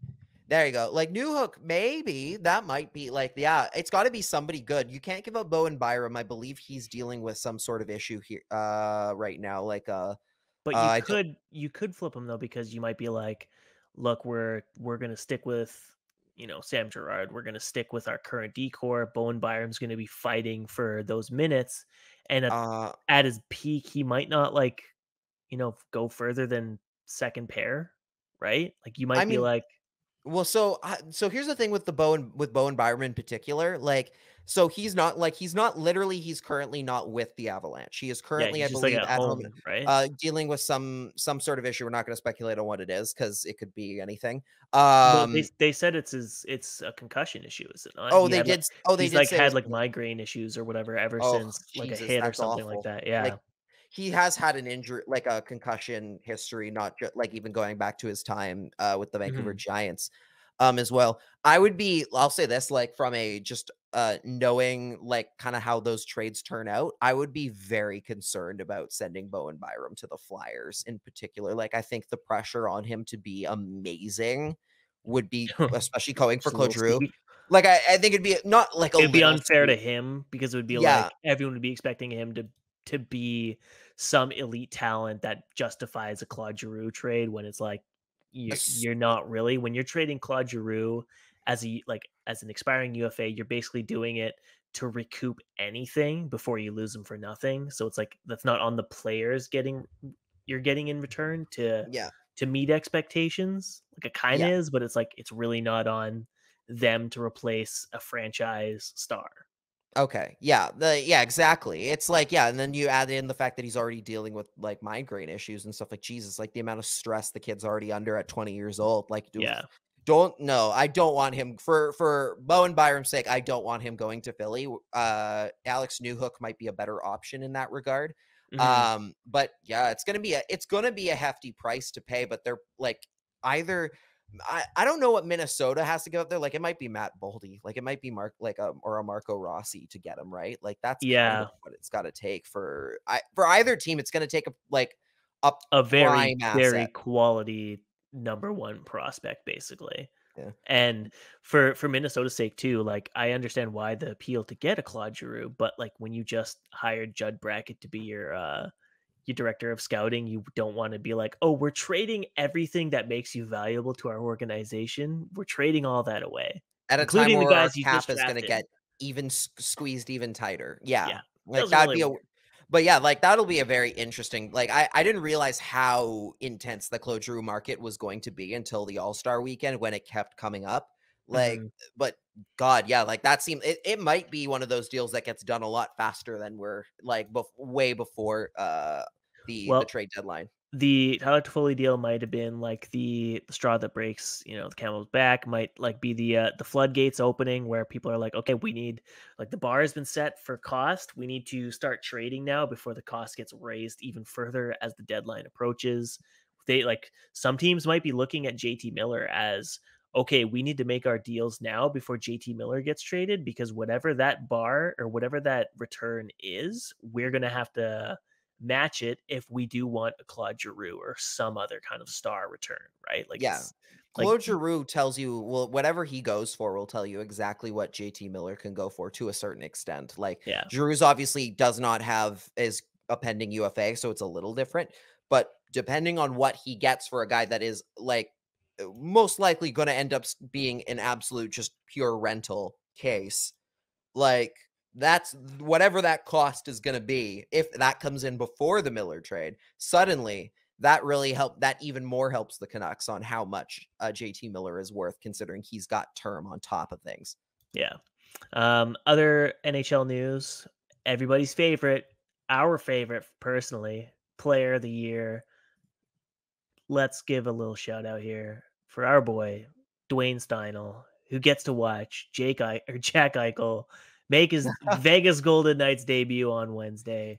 Oh God. Yep. This is a thing that we have to talk about now. Like remember when we talked about earlier, the Canucks need to build up as much ground as they can before the Knights get Jack Eichel back. Yep, that didn't It work. that did That never happened. it worked to an extent. It just it was a lot to ask even at the beginning. Like that's kind of Yes. what ended up there. Um God, yeah, like first of all, like let's start before we get into the part where we get mad at the Golden Knights and the NHL's general incompetence. You can't Good get for mad Jack at the Eichel. Knights. You can't get mad at the Knights. They're going by the system You're they right. are surrounded by. It's the You're right. NHL's fault for You're being as right. fucking dumb as they are, for punishing teams retroactively like the Canucks. And by like the Canucks, I mean only the Canucks, because no one else has faced any fucking punishment. Shay Weber retired, literally retired because of injuries, but But because they no, keep he's just testing on him with LTIR. doctors, he's on LTIR and not a retiree, even though every single person on the planet, including Patrick Johnson, has reported that all of his Yeah, friends he's and done. family are just calling him retired. It's just purely out of like the system at hand where he flies to Montreal to do a checkup to see if he's eligible to play, even though he's never going to suit up again. It's a joke. He should be incurring a massive recapture penalty for Montreal and Nashville right now, but they can't because of their stupid rules that allow crap like this to get exposed and loopholes to be created. It's so embarrassing.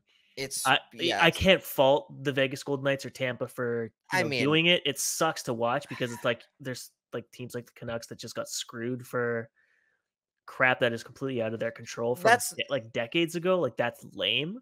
ridiculous. And it wasn't even like God, it's so frustrating because it's like again, it's a case of the NHL literally went out of their way to punish the Canucks over a contract that again was perfectly fucking legal when they signed it. There was nothing wrong with that Yeah. contract when they signed it. And the NHL was like, because you found a loophole in our stupid CBA, we're gonna punish you it later on for it because we know about it. Like that's Yeah. You like made us look stupid, so we like are going to punish you for it. yeah, like like at the end of the day, like even with Shay Weber, it's like they shouldn't have to even do any of this. He should be able to just say I'm Yeah. retired I'm and done. that should be it.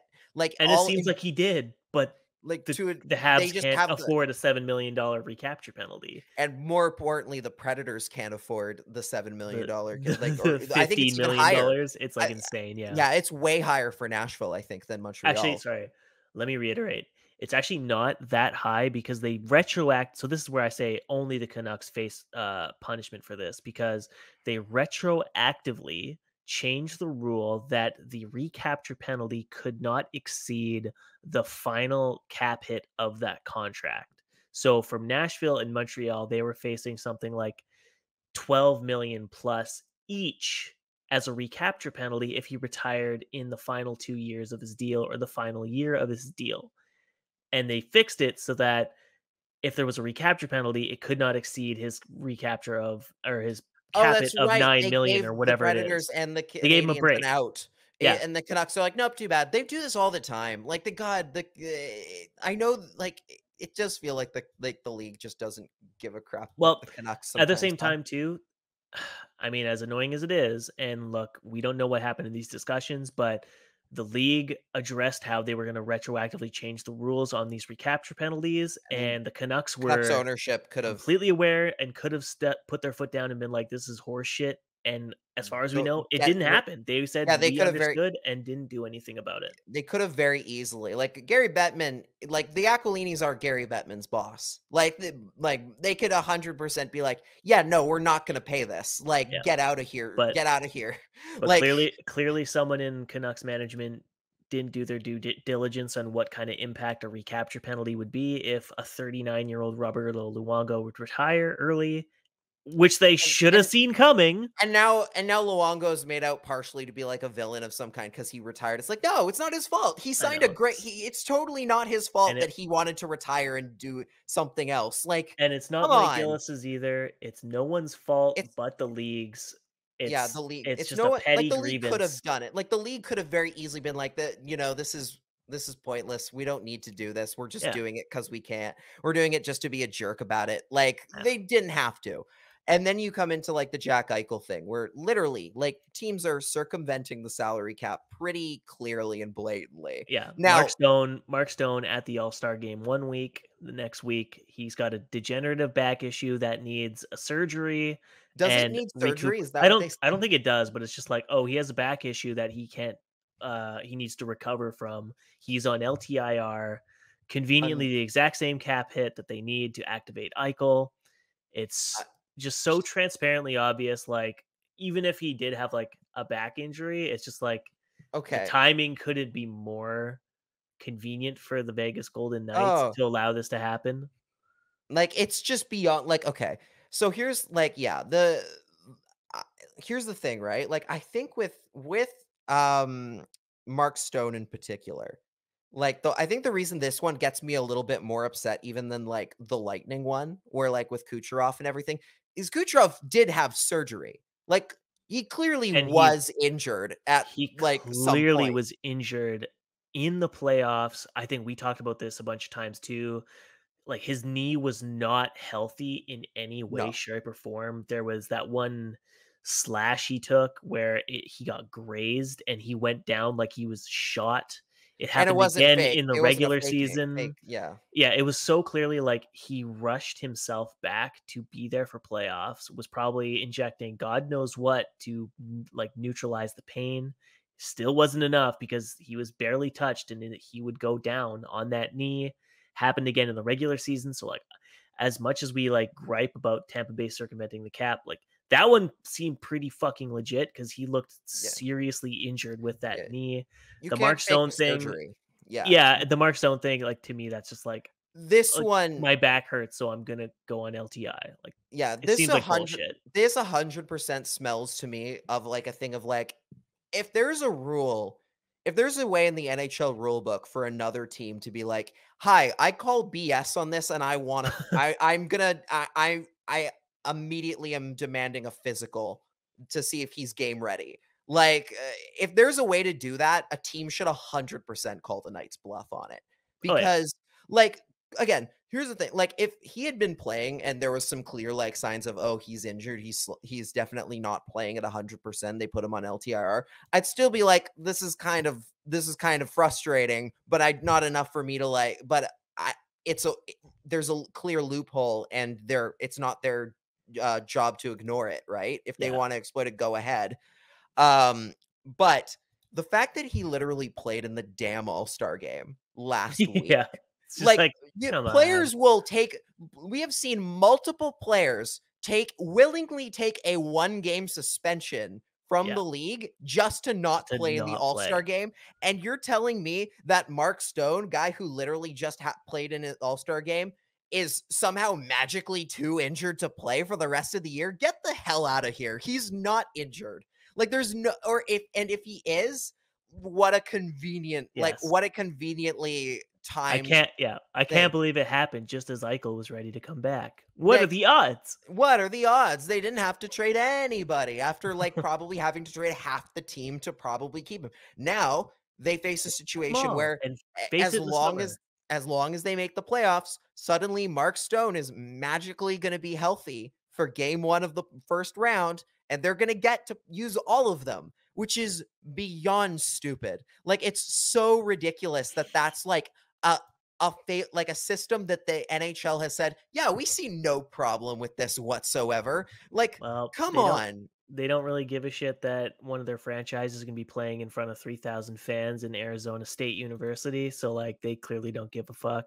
God, like they're checked out on the most random things. Like, they're just like, they pay like the most minor attention to like some random things. But then as soon as like, oh God, as soon as somebody suggests, hey, the NHL might have a problem with its culture and racism, suddenly they're like, hey, now you stop this right now and stop accusing. Like, they do this. Like, God, it is ridiculous what this league goes through. I did want to quickly shout out a great article by former Canucks executive himself, Chris Gear, who wrote an article talking about the issues with this system and like why it's time for the NHL to reconsider the way the exception on LTIR of salary cap works because of the way teams are doing this. Because again, like, there is no, as far as I know, the NHL does not run like okay, you have to pass this very strict physical. And if you pass it and are cleared good enough to play, you don't get put on LTIR, right? Like, you cannot be put on LTIR. It doesn't seem like it seems like a team can just say a guy's on LTIR and that's kind of it. Cause like as long as the doctors say, yeah, he's too injured to play, it's like, what are you going to do? Right. And the doctors are calling the doctors who are paid by the teams and have a vested interest in getting paid by that team to do what's in their best interests. Yeah. Hence the Toradol issue in the league at this present moment, or painkiller addiction and prescription problems.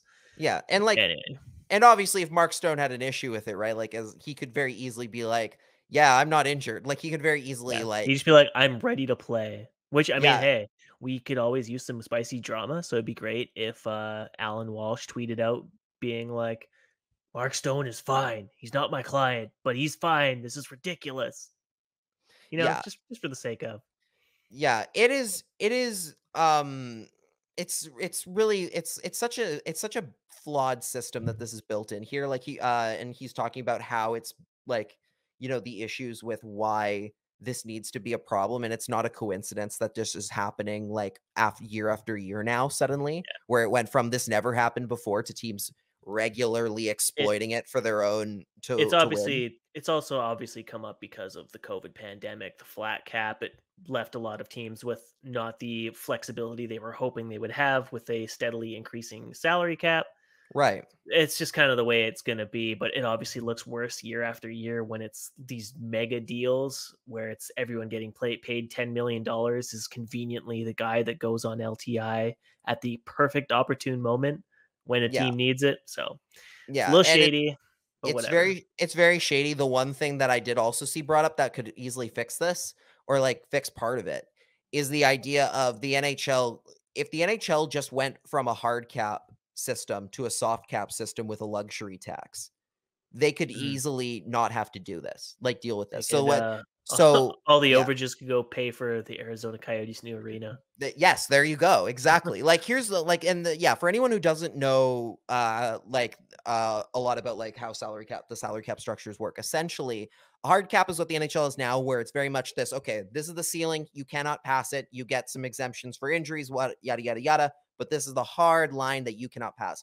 A soft cap system with a luxury tax, which is what the NBA uses, is a system where teams are allowed to exceed that cap number by as much as they want, but The caveat of that is that they have to pay a certain percentage, whatever percentage they are over, whatever number they are over, they have to pay a certain percentage of that back to the league as revenue, as a shared revenue kind of thing. So it incentivizes, say, like richer teams, like say in this case, like a Vegas or the Lightning, to pay the same amount, be able to keep all the players that they currently have. But then they also have to pay, I think, either that same amount or like part of it to the NHL as a tax for going over the cap limit. So they still get their great shot at a cup, but it comes at the cost of spending way more money than they were anticipating, and then it actually costs. But that buoy that lifts up all the teams at the bottom who are not spending as much and can help them potentially make more on revenue. So it helps everybody in that regard. And that's kind of the system that the NHL I think should be at. I don't know what you think, but I would be like, that would solve so many of the issues of what loopholes are being exploited at the NHL level these days. It would. It just runs the risk of you having bottom feeder teams like, say, like the Arizona Coyotes, who even with that system still refuse to spend the money because there's nothing holding them against just spending to the cap floor and still reaping the benefits of players paying teams paying the luxury tax so they can still split their HRR revenue, right? Yeah. Like they could still be like, we're fine still being like shit and getting paid by other teams for committing to be good. That's true, but at like some point, like, I mean, the reason the Coyotes are in this mess at all, right? For example, if we're gonna use, like, if we want to use the Coyotes as an example, is because nobody's paying tickets money to see them play. Like, the reason why they're now running to a 3,000 seat arena is because they couldn't afford to pay their taxes on the arena they already had, and now they're getting stuck at a college arena. Let's be real. They could pay for them, but it's a billionaire cheapskate who refused to pay them. It's completely different. He had the money. He just doesn't want to do it. That is true.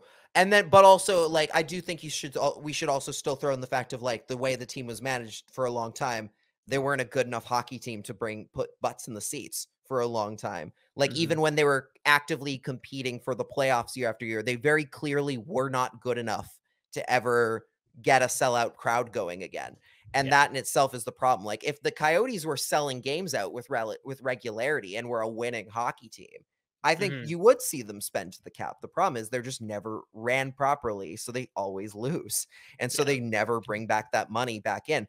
I think at the end of the day, I think having the luxury tax in there would incentivize teams to spend more, because of the idea of, like, oh, if we want to win a Stanley Cup, which at some point has to be kind of at least somewhat your MO, or to at least turn a profit has to be your MO.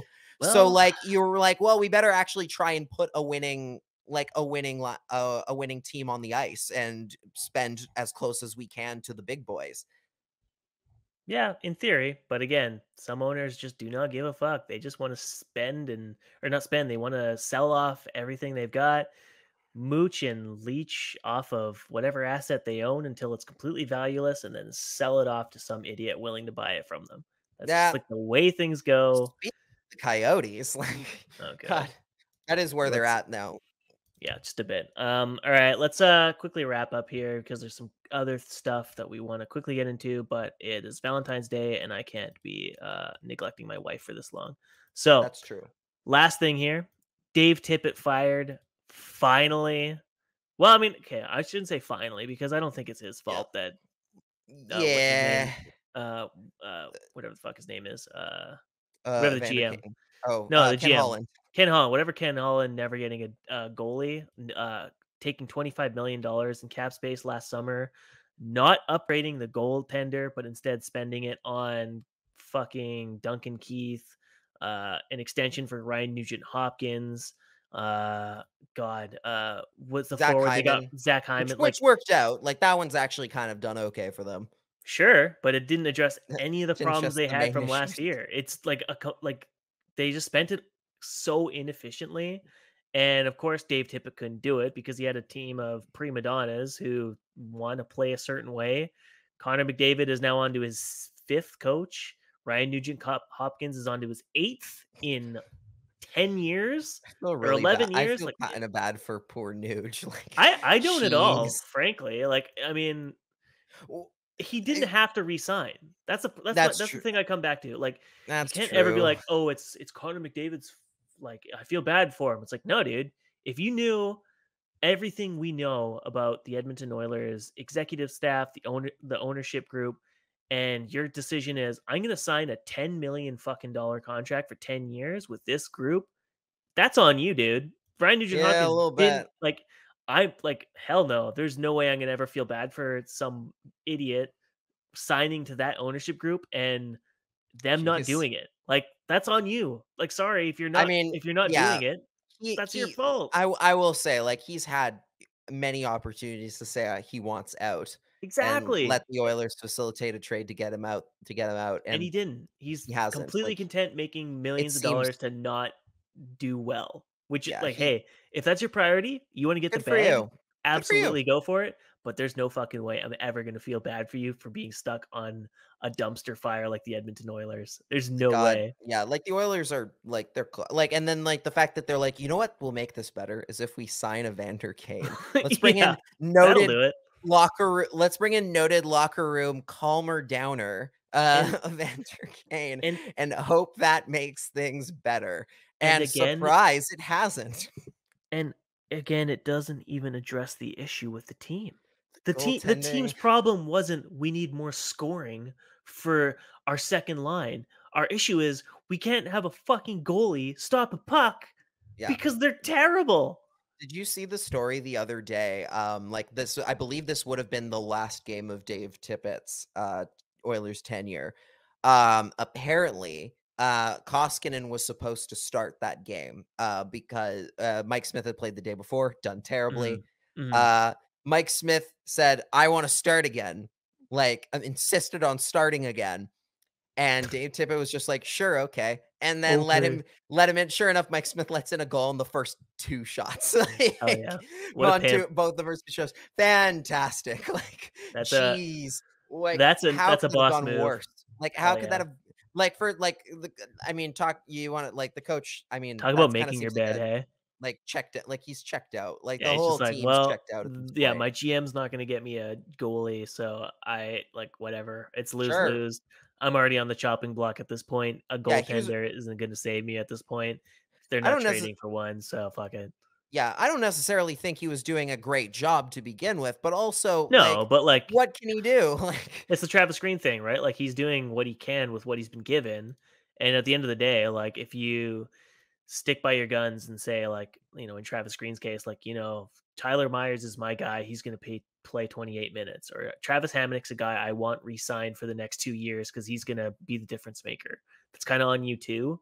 Like, yeah, he didn't like help the situation either. Like, same with Dave Tippett. Like, he didn't help it by not just sticking to his guns and being like, no, I'm going to play the fresh goalie yeah, instead of the 30 or the 47-year-old Mike Smith in a back-to-back. Like, yeah, that's a very because simple he decision wants to make to. as a coach. Like, yeah, it's Yeah, just you've lost the room at that point. Like, yeah, yeah. it's Look, but not all anyway. coaches can be Bruce Boudreau. That's a very hard. The Bruce No. Boudreaux don't grow on trees. No. But yeah, the Oilers are in a lot of trouble. Like, I mean, I don't think any. Like, I feel bad for the coach coming in, like Jay Woodcroft, Jay who you've Woodcroft. seen a little bit with the Bakersfield Condors. Like, there's only I so much you can do. Like, I wouldn't even want to. Like, if I'm a coach, I just like I don't want to come to that. I would have been like my stipulation if I was Jay Woodcroft, who's like, yeah, I'll take the head coaching job if you trade for a goalie that doesn't suck ass. yeah, like Like a like little bit. Like, it's his first game. He's starting Stuart Skinner because he can't trust either guy. Like, is that right? Is that right? Did he start Stuart Skinner in I his think first so. game? Hell Pretty yeah. sure. Good for him. Like, go in and make it. That's the smart call. That's the right call to make. Yeah. God, like, they're in a lot of trouble. Like, yeah, the Oilers we've said it before. They're a fragile hockey team. Like, there's mentally, I should say, they're a very fragile hockey team in that regard, where when the going gets tough, they hide under the table a little bit, and Mm-hmm. it's causing them a lot of issues. They're not like Montreal, for example, who just fired Dominic Ducharme in a situation where they were like, look, they're clearly not good. They're not clearly not a good hockey team. They were clearly built with the They flaw were being they were the they opposite. They're built the opposite of they had great goaltending and they eh, relied too much on it, and then they yeah. realized what happened when they lost the goaltender to injury. And you and I are on the same page. Like, even when Dominique Ducharme was hired and the team was going on their run in the playoffs, neither you or I ever believed that Dominique Ducharme was the reason why. No. We were always on the board of like, this is great for Alex Burrows. We like Burrows, but Oof. neither we've always been like Dominique Ducharme's like such an overrated coach. I don't think he does anything differently than anyone else in the league. He's Yeah. just a guy. There was some player personnel decisions like scratching Alexander Romanov in like the Toronto series and some other moves where you're just kind of like, Got what are Kaniemi. you Like, doing? yeah, there was like like I think it came out like when he signed his extension. I forget who it was. Somebody put like the statistics of, hey, after Claude Julien left and had them playing this and this and this, he brought all of their stats down. Even though they Yeah. made the playoffs, they got worse when they Yeah. fired Just Julien and brought in Ducharme, and then they still gave him an extension. just Like, completely buoyed by elite goaltending, basically. yeah, Just and then completely benefiting off of Carey Price finally being Carey Price at 37 years old or whatever, yeah, however old he is. I think he's only like I think I think he's like he's only 33 or young. 34 He's or something. relatively young. Like he's still got a lot of if And he's he's got a healthy. lot on his contract still, Yeah, too. yeah. And like what was also a really telling, and I remember we talked about this on the show at the time, is so if for anyone who doesn't remember, Dominic Ducharme tested positive for COVID during the Western Conference Finals or the conference finals against the Knights and Mhm. missed, I believe, 2 games?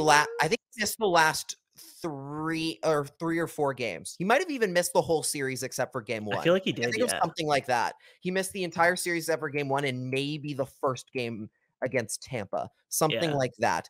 And I will never forget watching the Canadians play and being like, oh my God, they are so much better with Luke Richardson behind the bench. Like they were clearly playing way better. It was, Mm, I've never seen a more obvious like night and day difference between between two coaches in yeah, my life before, where it yeah, was so blatantly obvious that, oh, the guy who is currently not here right now is holding the group he has back, if yeah. anything.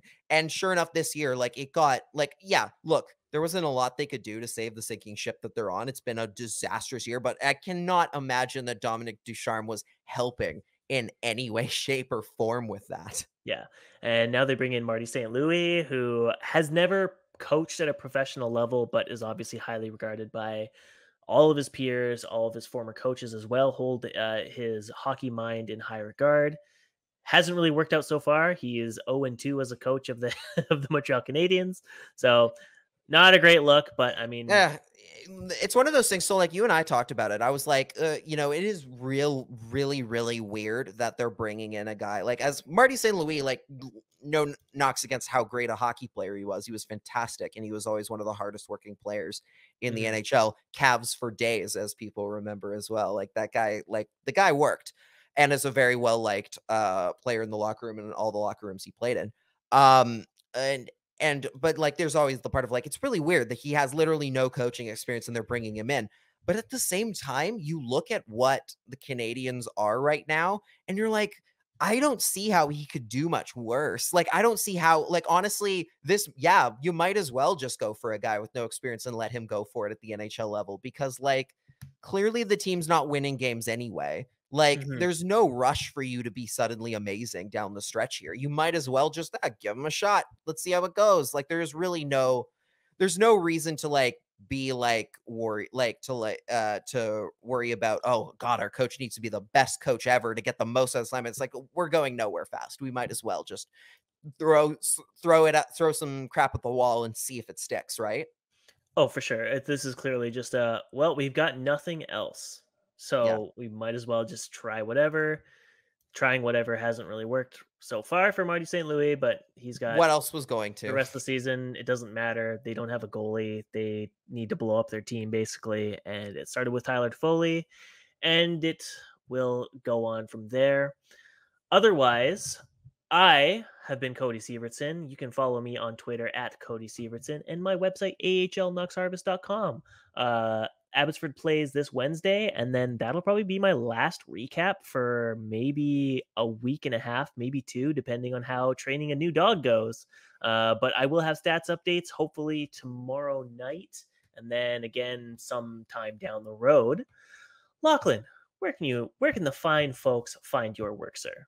You can find me on Twitter, Instagram, and Facebook at Lach and the Crease. You can also find my writing work at CanucksArmy.com. I write there pretty frequently. I wrote the game day recap for the game day preview for before the Leafs game as well. Yeah, I write there pretty often. Make sure to go check out our CreaseCast Patreon for $1 and $5 tiers. We post some bonus content, including the Pacific Division Power Rankings, which I will say I'm late on right now because I totally spaced on it, but I'm going to do those today because I forgot. I'm gonna get those done, and we'll have another week of those. So you'll have another week of those. We do those every Sunday. They're supposed to go up. But yeah, I'm gonna keep doing those. And what else is there? Go check out our all our socials at the CreaseCast on Twitter and Instagram. Make sure you subscribe to our YouTube channel, and as well as our what else am I missing here? Write a review on Apple Podcasts and Spotify. Oh yeah, leave us a review. We only got one from Chris Faber, and it's looking a little lonely on there Absolutely on the Apple chart. So we need a bit more. Yeah. Until next time, folks, though, thank you for listening, and we'll catch you on the next one. Bye, guys. Bye.